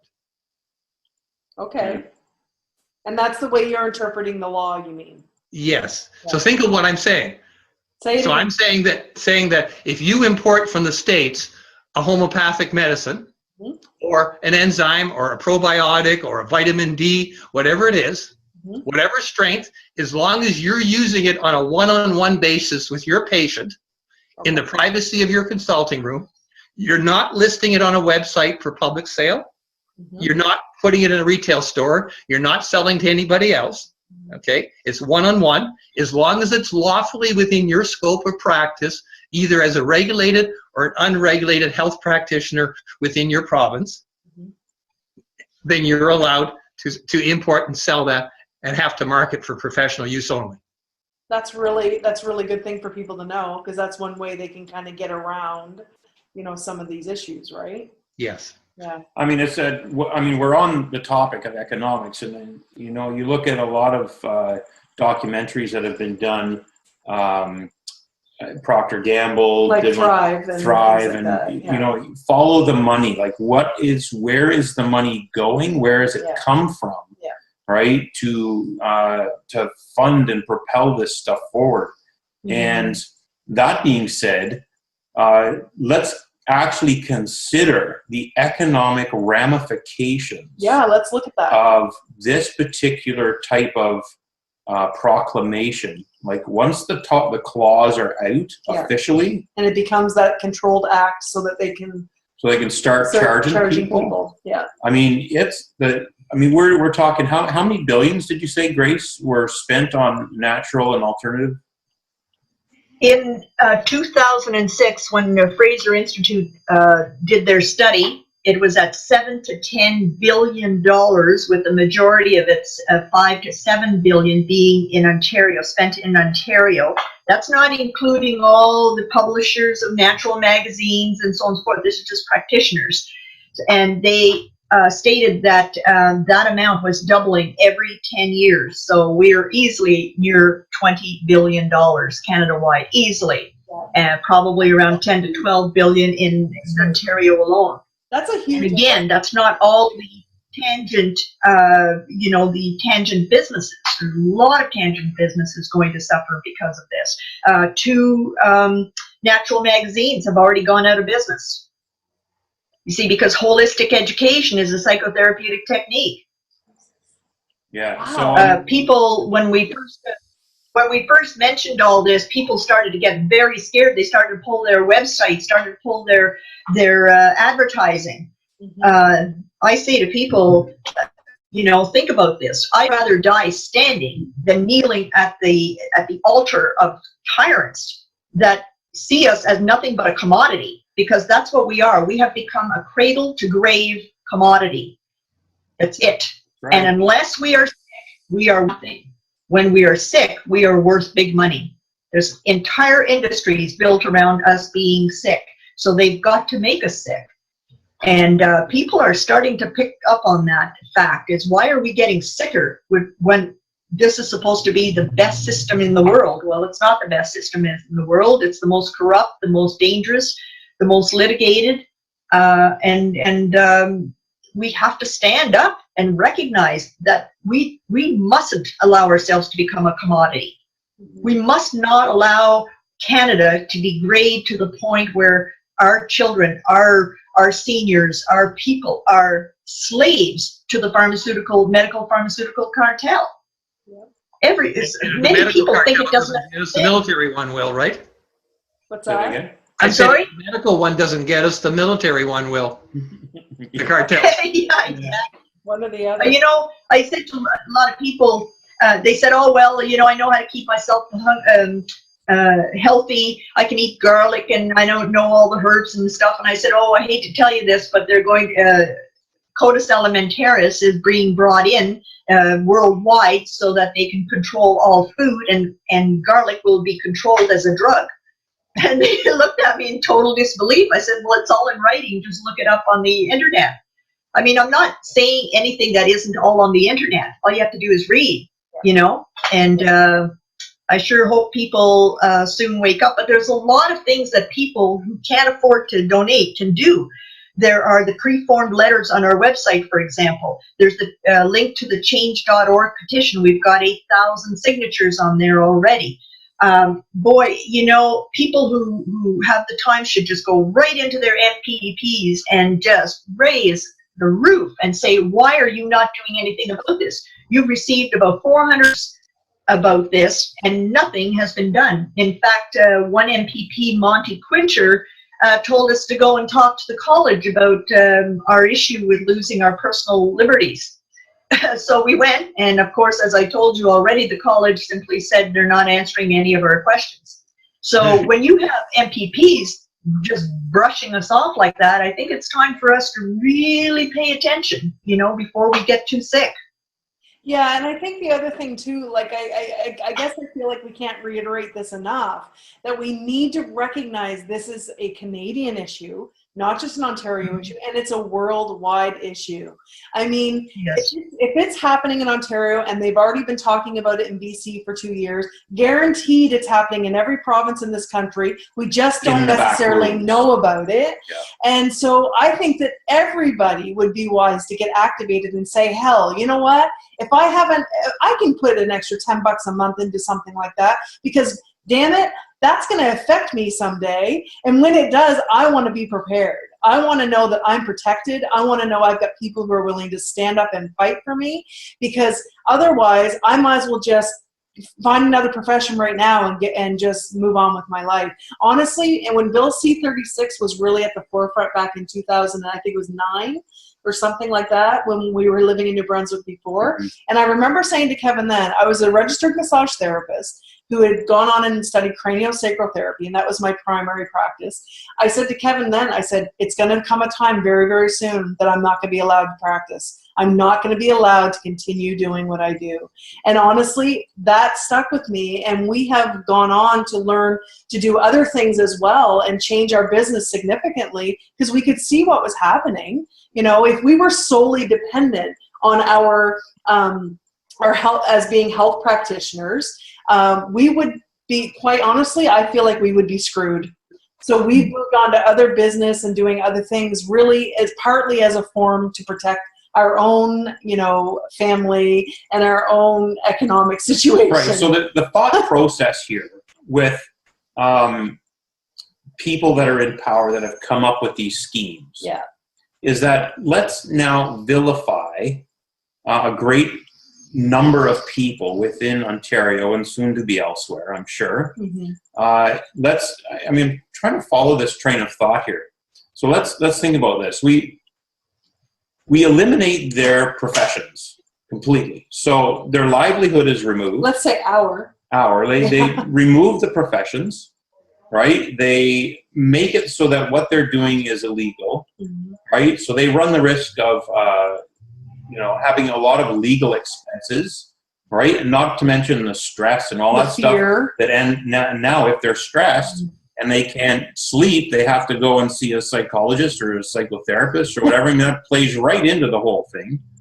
And then now all of that money that was in the economy of this province is going to be removed. I mean, we're talking, what was it? I mean, $7 or $14 billion by now just in Ontario. But you have to remember, if they take that away, it's just going to get transferred to the other model, because people will have no other choice, right? But if they want to get any kind of care. But is that right? Government's going to end up funding it, right? Which means that, I mean, it's just a trickle-down effect, is it not? Not really, no. Yeah. No. What happens, and this is studied in Australia in the early 2000s, and I think it was the doctor who studied it determined that when a self-care sector, a market is moved to a public funded market, either by taxation or directly, there was a 3-to-1 consequence. So basically it becomes roughly, so $1 billion in our private sector, when it's killed off or taxed, moves into a public sector, your cost, it's going to be $3 billion to do the same thing to help the same people. Wow. And who's going to pick up that bill? Well, again, you have to get out of the naive state of mind. You have to realize, and I ran recently in the federal election here in Belleville in the Bay of Quinte, so you may want to go and check my press coverage, because I do things like that just to speak this way, because they won't cover me at any other time unless I run in something. So you should check my press coverage. I got a lot of good innings in, okay, on this type of thing. And what ends up happening is that they move the money over, and then they triple it, but then the government controls and dominates more and more of society. So we become a fascist, socialistic, communistic tyranny in which the entire rights of the individual are exterminated, the entire rights of the province is exterminated, and the entire rights of our federal government is exterminated, and that leads to the new trade agreement. That's exactly what they want. They want a corporate world in which the mega corporations owned by the 1% can increase their ownership from 50% of our world resources to as close to 100% as possible. And they want all of us to be basically 4 centuries back as slaves to the big castle on the hill. So they're more than happy. And I said many times in my election run here, I said, just think about this. My father fought in the Second World War. My grandfather and my ancestors for a Canada strong, free, and proud, right? So we're losing in peace what they won for us with such great sacrifices in the 2 great wars. Yeah. And it's our children and grandchildren that are the ones that, as Grace alluded to earlier, that are going to pay the real price here. Yeah. So why would the province, when they're already struggling with 50 to 60% of their budget for healthcare and social stuff, why would they want to do this? Because it's not about benefiting them. It's about benefiting these corporate elites. They're following orders. That's right. There isn't a single, in my opinion, there isn't a single liberal or conservative politician in this country, and they tend to be the dominant governing parties, federally and provincially. There isn't a single senior level politician that is not basically owned and operated by the 1%. Including Justin Trudeau. Including Justin Trudeau especially. Yeah. We know what his father did back in 1970. Especially. Yeah. Yeah, and all they did, if you look at the election, if you want my election comment, by opening up, they had to open up the East Coast, like to block it out didn't make any sense with social technologies. So all they did is, I believe personally, that Harper deliberately threw the election because he was ordered to do so. Of course. Yeah. So I tell people this is like the Indians hunting buffalo near a cliff. They panicked the buffalo to go over the cliff. So all that happened is they decided that Harper had done his job, got us as part of the U.S. 52nd state. Yeah. That was what he was recruited to do. And now they had to shift guards because they had to get another majority government. They didn't want a minority government because they didn't want democracy to creep into Canada. And so they panicked the citizens, and by revealing the stuff, everybody looked at that and saw 32 seats in the Maritimes. I'm going to vote Liberal because I know I'll get rid of Harper.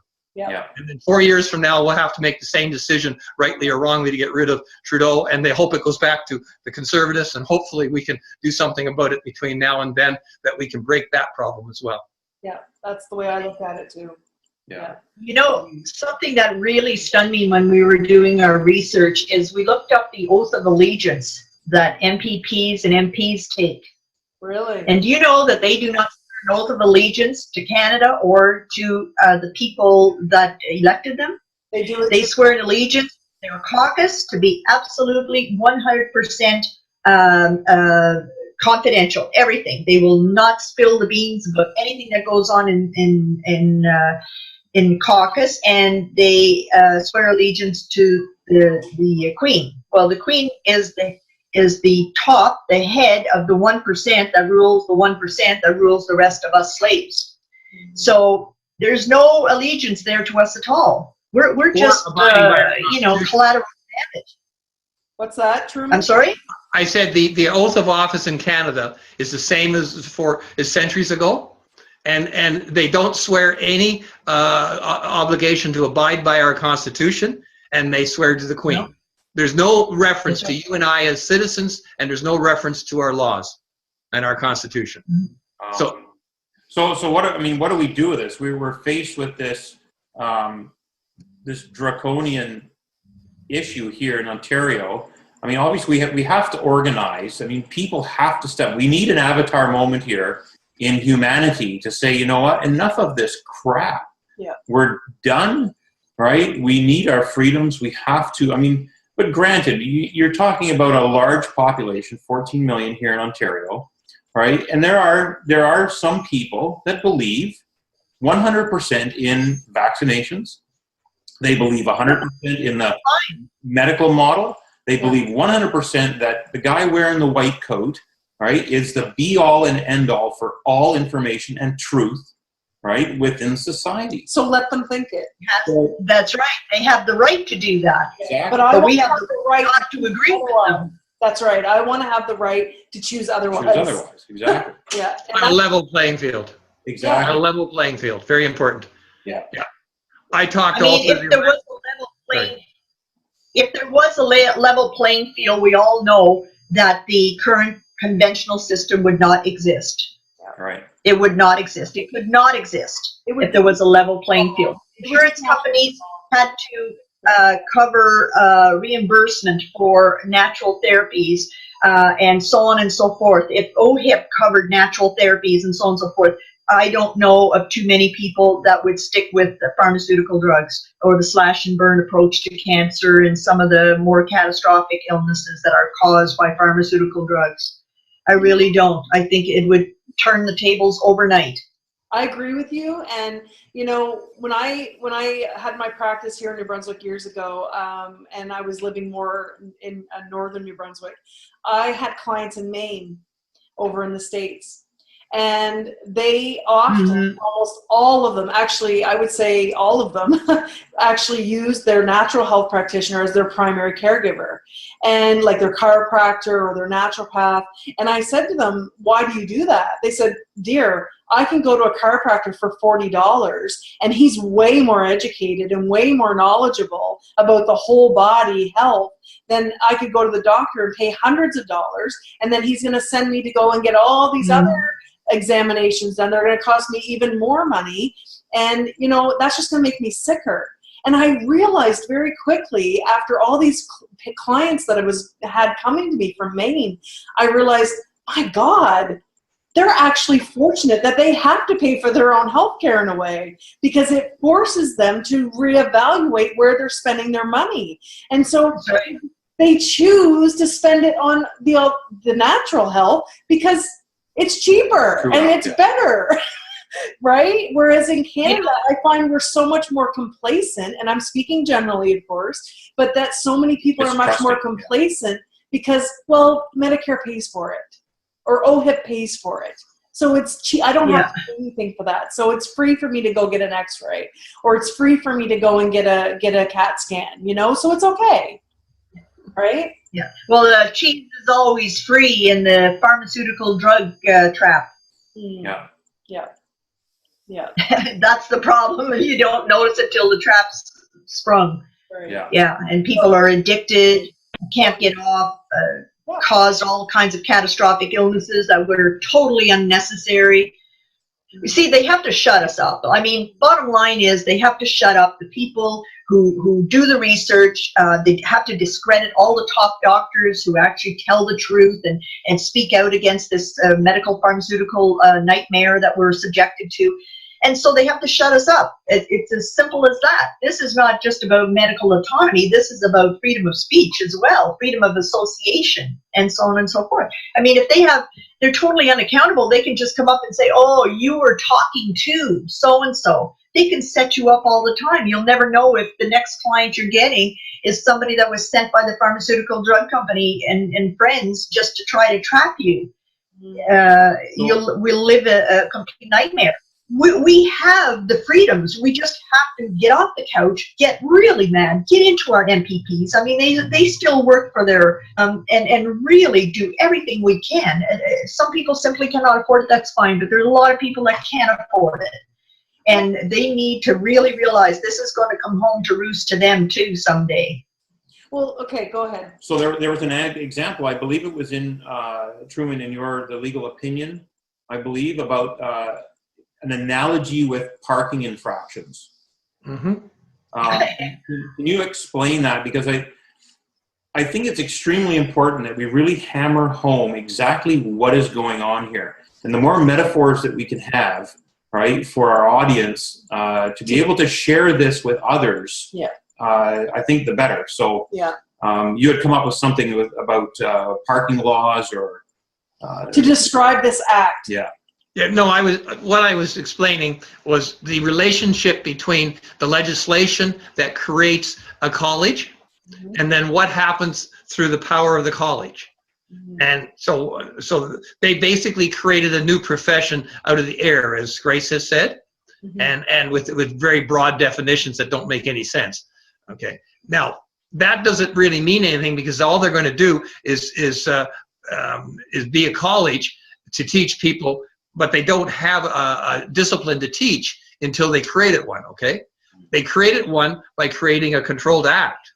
The controlled act is where the problem is. And as Grace said earlier, right now there's only 6 of the existing colleges that have the ability to authorize their members within their scope of practice to do that new act, okay? Now, what happens is in society, you have unregulated health practitioners and you have regulated practitioners. Now, technically speaking, Ontario has had a push on for a decade or more now to have everybody involved in health to be regulated.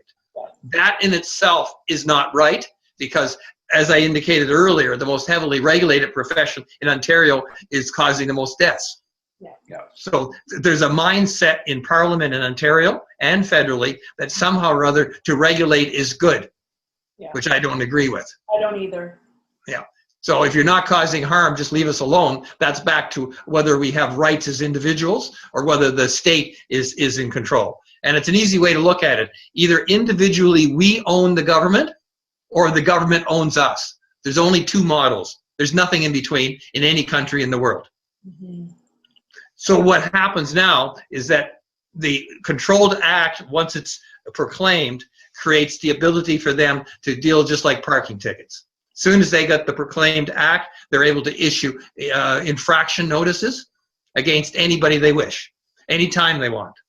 So they'll have a short list and they'll go and do a blitz. I'll guarantee you, in the first month or 2 after they get the proclamation, you'll find dozens and dozens of charges being laid over the next few months, and there'll be high-profile ones that they consider to be the worst apples, and the worst apples in their mind are probably the most successful people that are helping the largest number of people. That's who they'll target. 1 or 2 examples, because they do need to rule their practitioners they license. They have to rule by fear of your license, and they have to rule by fear of anybody who's unregulated who refuses to cooperate or stop. So there'll be a whole process. Within that, when they charge somebody who is unregulated, they're going to basically then seek an injunction and or undertakings that that person is bad, has done bad things, and won't ever do that again in their life. So it'll be a complete control system. They'll lock into place. See, when I was a registered massage therapist in New Brunswick years ago, they were pushing for regulation, pushing for the college of massage therapists, pushing. And I knew back then, I'm like, we don't need to be regulated. Like, you don't understand. Once you regulate it, you are putting yourself right into the hands of the very people that are going to end up just taking your profession away. Like, I knew that back then. I said, regulation is not the answer. They will own you. They will totally own you. And that's exactly what has happened. So regulation to me is just an ultimate form of control. And it's a money grab, because someone that goes to massage college in New Brunswick that has exact same education as Ontario can't go to Ontario and call themselves an RMT, because RMT is a registered trademark of whoever College of Ontario Massage Therapy. And it's just ridiculous, because you're not. The red tape is just phenomenal. And for her to challenge it, she'd have to, it's a money game, right? Give us another $4,000, do the test again, and away to go. But it's just not. It's just not the answer. Okay, now are we getting? I'm going to have to go shortly. Are we getting close to finished up? Here's the last thing. Kevin was talking about the parking metaphor, and I think that was something we talked about just before the program started. And what I was saying is that imagine some morning that you got up and there was a law passed that you couldn't park. There was a whole bureaucracy set up who decided everything. And you'd say, okay, park where? Well, we'll decide that later. Well, what does parking mean? Well, we'll decide that later. What's the penalty? Well, we'll decide that later. All we're telling you is that nobody's allowed to park. And that's exactly where we're at, is nobody's allowed to park. Even though we've always been able to park everywhere that we needed to park, all of a sudden there's a bureaucracy set up at our cost that's going to tell us that we cannot park without telling us what parking means and where we can't park and why it's even illegal to park. See, that's what we're faced with. It's so idiotic, and they treat us like idiots, and that is what is so infuriating about it. Really, there needs to be a law brought in to recall politicians that get in and then screw us like this. If we had a recall system where we could just all get together and say, we want this person gone out of here because that's not what we voted them in for, then I think things would change. But we have no recourse. We're stuck with the likes of Wynne and Dr. Hoskins. And that's the other thing about Dr. Hoskins. He shouldn't be in that position. He is a prominent member of the very group that has been trying to eliminate natural therapies for a century. He's a medical doctor. He's in a conflict of interest right off the bat. He shouldn't be in that position at all. There should be an unbiased person there who can make proper assessments and ask for the proper evidence to prove that there needs to be regulation of anybody besides these medical doctors. And even though they're regulating medical doctors, we've never been in more harm's way than we are now with all this regulation. So yet they you know, it's wrong from the very get-go. Yeah, and yet doctors have to claim that they do no harm. That's one of their mandates as a doctor, is they're supposed to not do no harm. And it's actually quite ironic. They're the ones that do the most harm. I mean, that's just a fact, right? Yeah. Well, I mean, we've got a few minutes left, and you know, Trueman, if you have to take off, that's great for the time you've been able to spend. Yeah, how much longer are we, Kevin?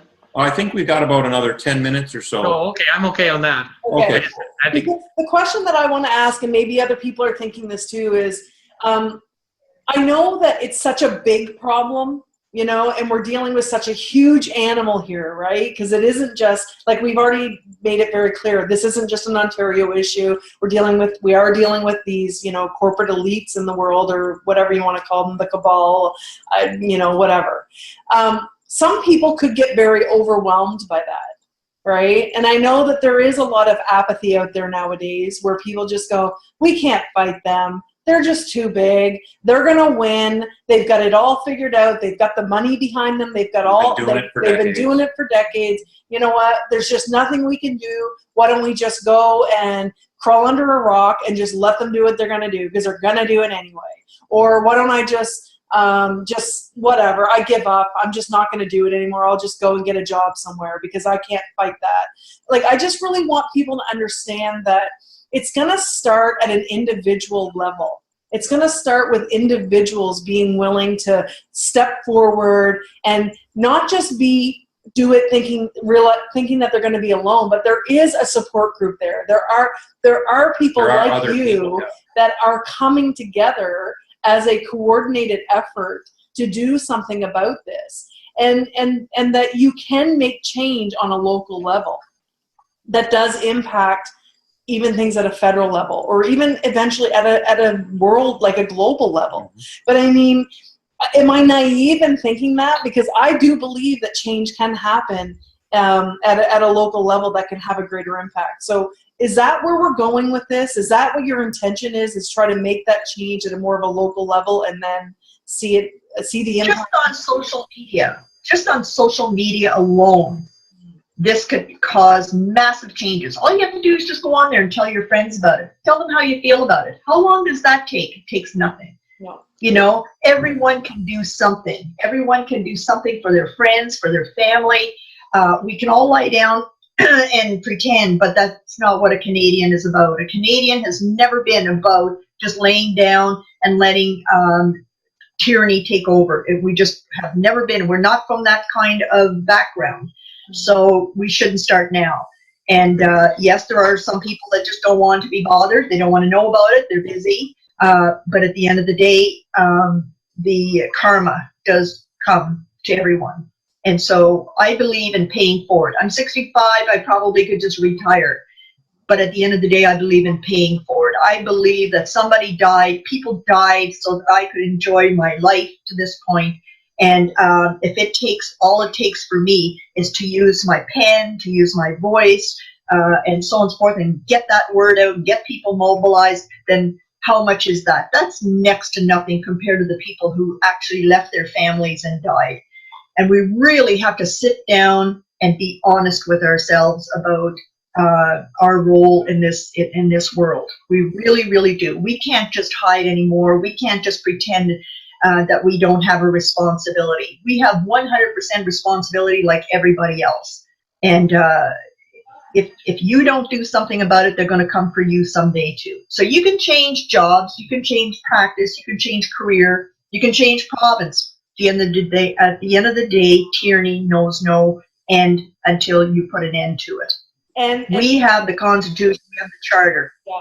And people need to remember, if they aren't health practitioners that are doing these things, I don't want people having this idea going, well, I'm not a health practitioner. What do I care? Doesn't affect me. It doesn't affect me. It does affect you because you aren't going to have an option to go to one of these health practitioners. You aren't going to have an option to buy one of those natural products that you typically like to buy. Like, this is going to affect every human being in this country and ultimately in this world. So even if you partake in any of these, even if you buy garlic, I mean, if you partake in any of these, you have to get angry. Yeah.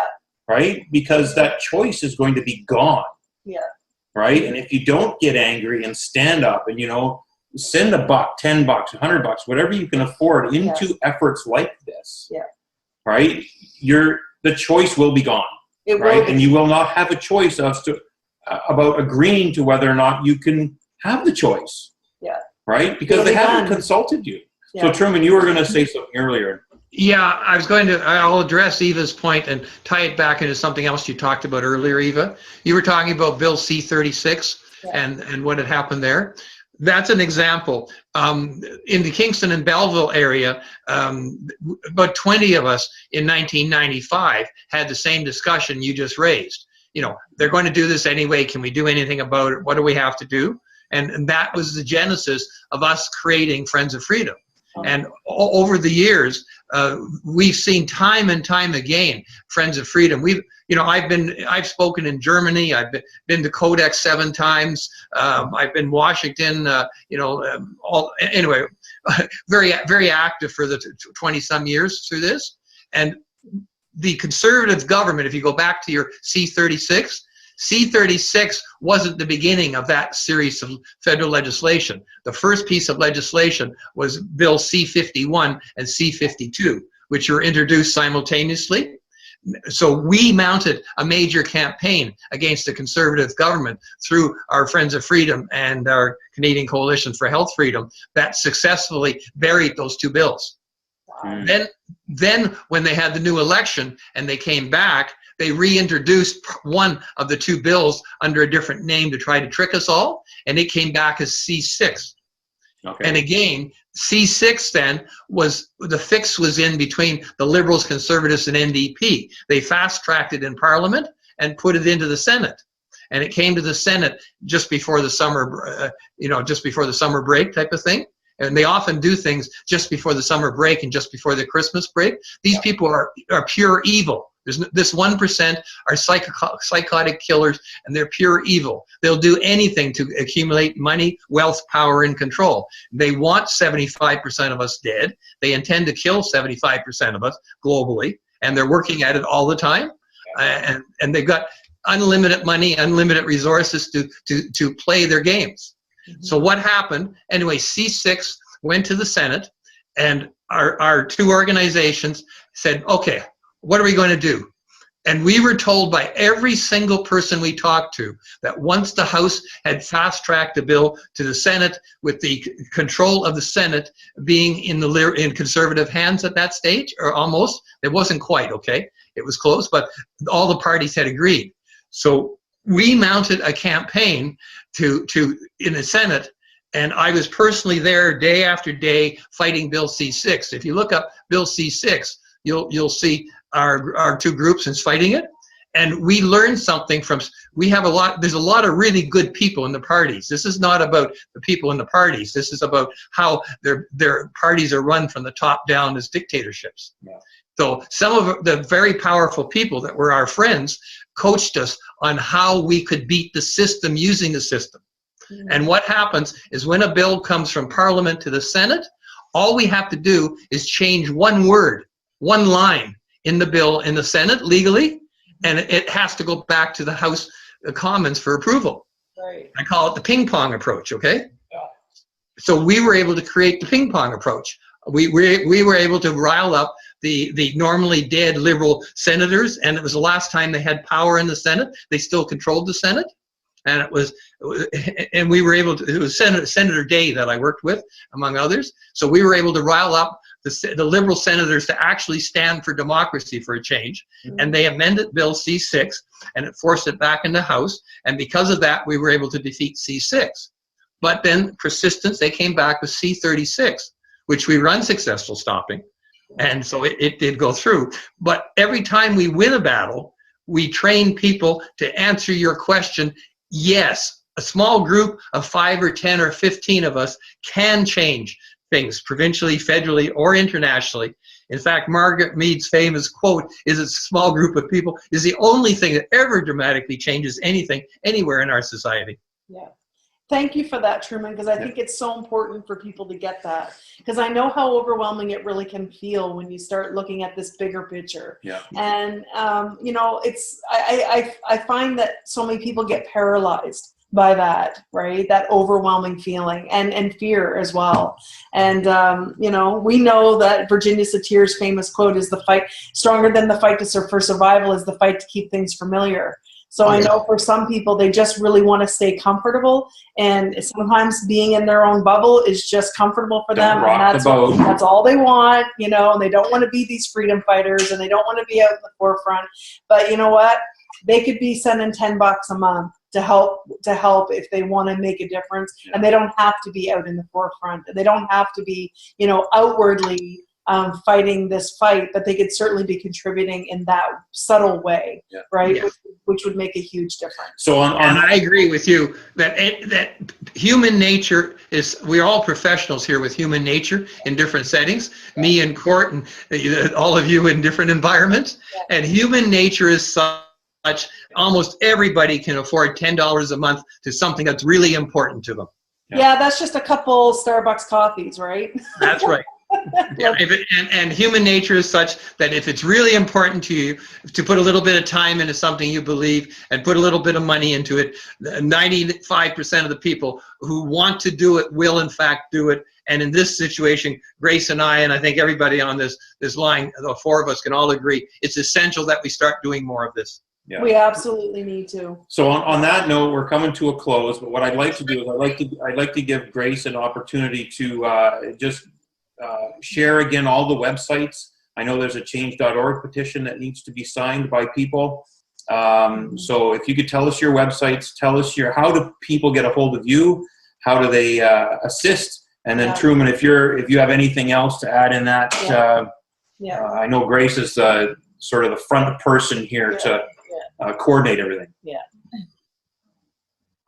It's a one-stop shop. You go to www.stoppsychotherapytakeover.ca.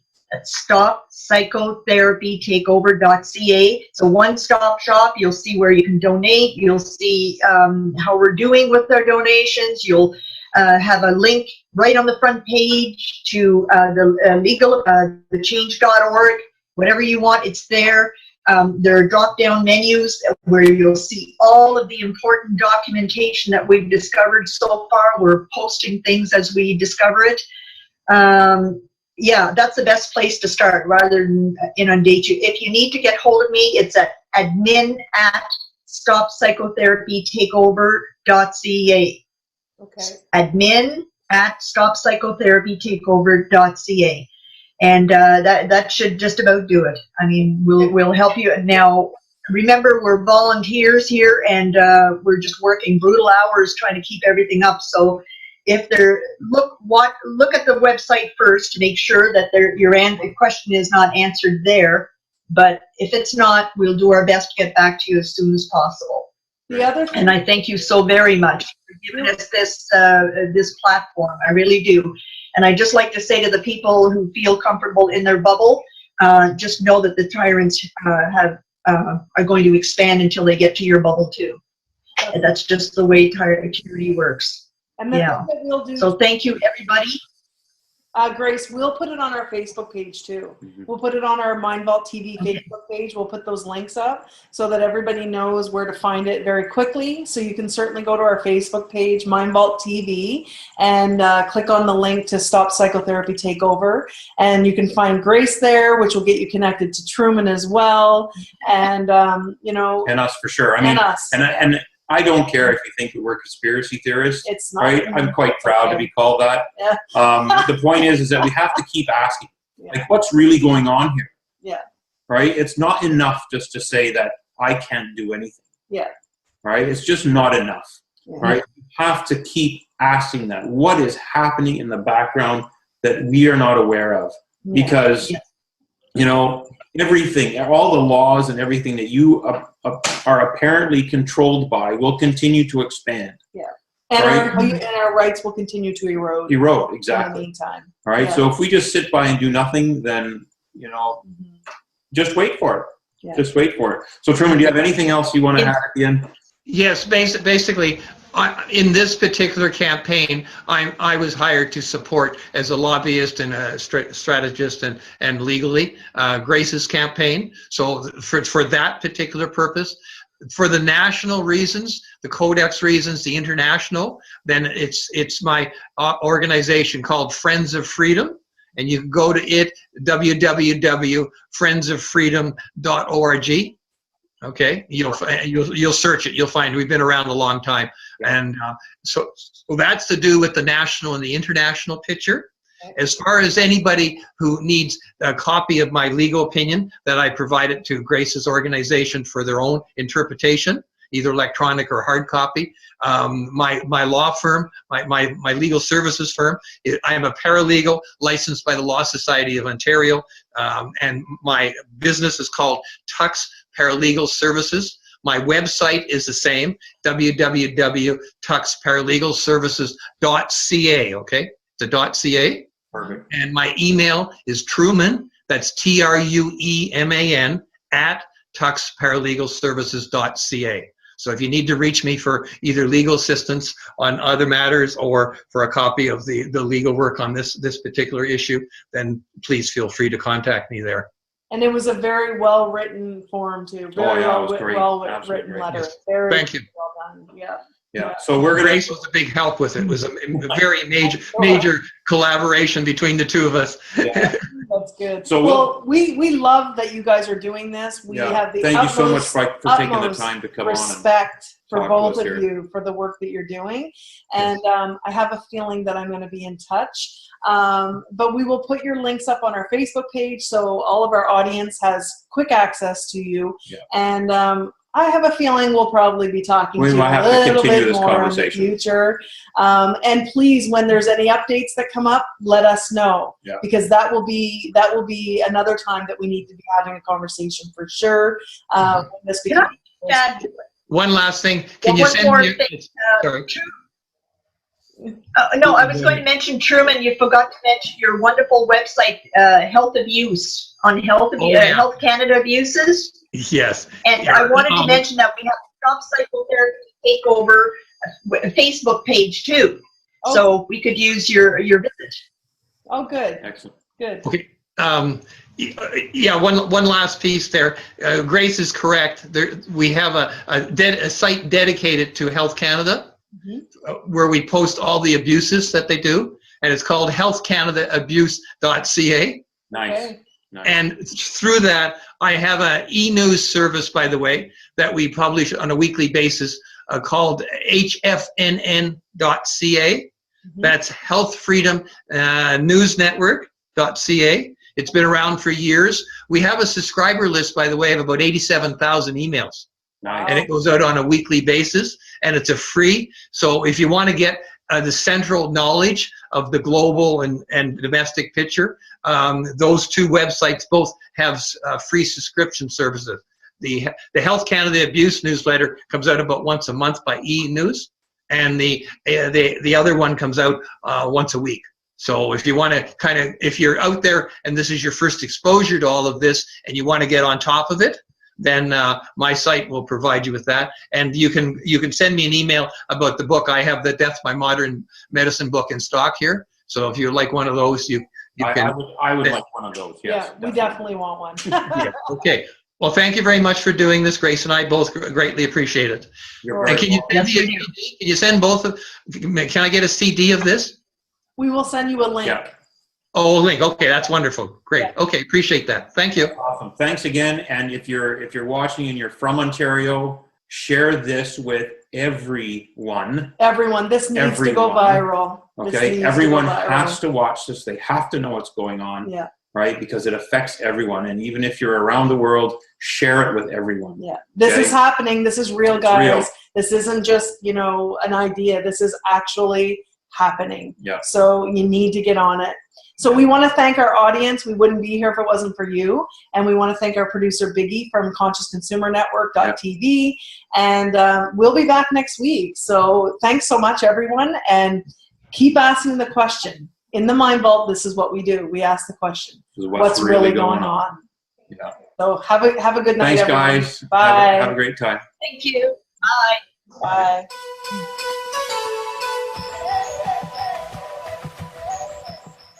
The pursuit of a free, fair, just, sustainable world should be the focus of every person on our planet.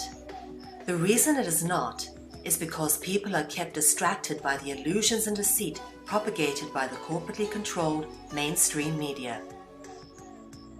In recent years, the rise in truly informed, savvy researchers and journalists who have all taken to the air in various capacities has given rise to a new genre of media. We have seen the explosion of truly free and independent media, and thus the need to create an ethical live broadcast network that facilitated these brave and tireless souls became apparent. With a great amount of research and meticulous planning, Conscious Consumer Network was created. CCN is a first-of-its-kind broadcast network that is specifically dedicated to free and independent media with absolutely no government control, corporate sponsorship, or advertising. The live broadcast network runs full-time with an average of 25 shows and live broadcasts a week. The high-definition live stream is free to view and is accessible from any computer terminal with online access, including laptops, tablets, smartphones, and smart TVs. All shows are archived onto YouTube and are freely available to view in order to educate and inform as many as we can without imposing monetary limitations. CCN was successfully launched on the 1st of January 2015 and has gone from strength to strength as we have improved and increased the capacities and functionalities of the network, as well as an ever-rotating and improving lineup of content which is broadcast daily. CCN is blessed to be the home of some of the hardest-hitting, most cutting-edge, truly educational and informative materials. Catch interviews, reviews, and talk shows from the many different and beautiful perspectives from CCN's family of interviewers and broadcasters. Since the 1st of January 2015, we have produced over 800 shows. We have over 2 million YouTube minutes watched every month, and we have an average of 1 million hits a day on CCN's website. CCN is viewed in over 147 different countries and hosts broadcasters from 5 different continents. The time has now come to generate funding to keep CCN on the air for the duration of 2016. The total sum needed to continue broadcasting for 2016 is $60,000.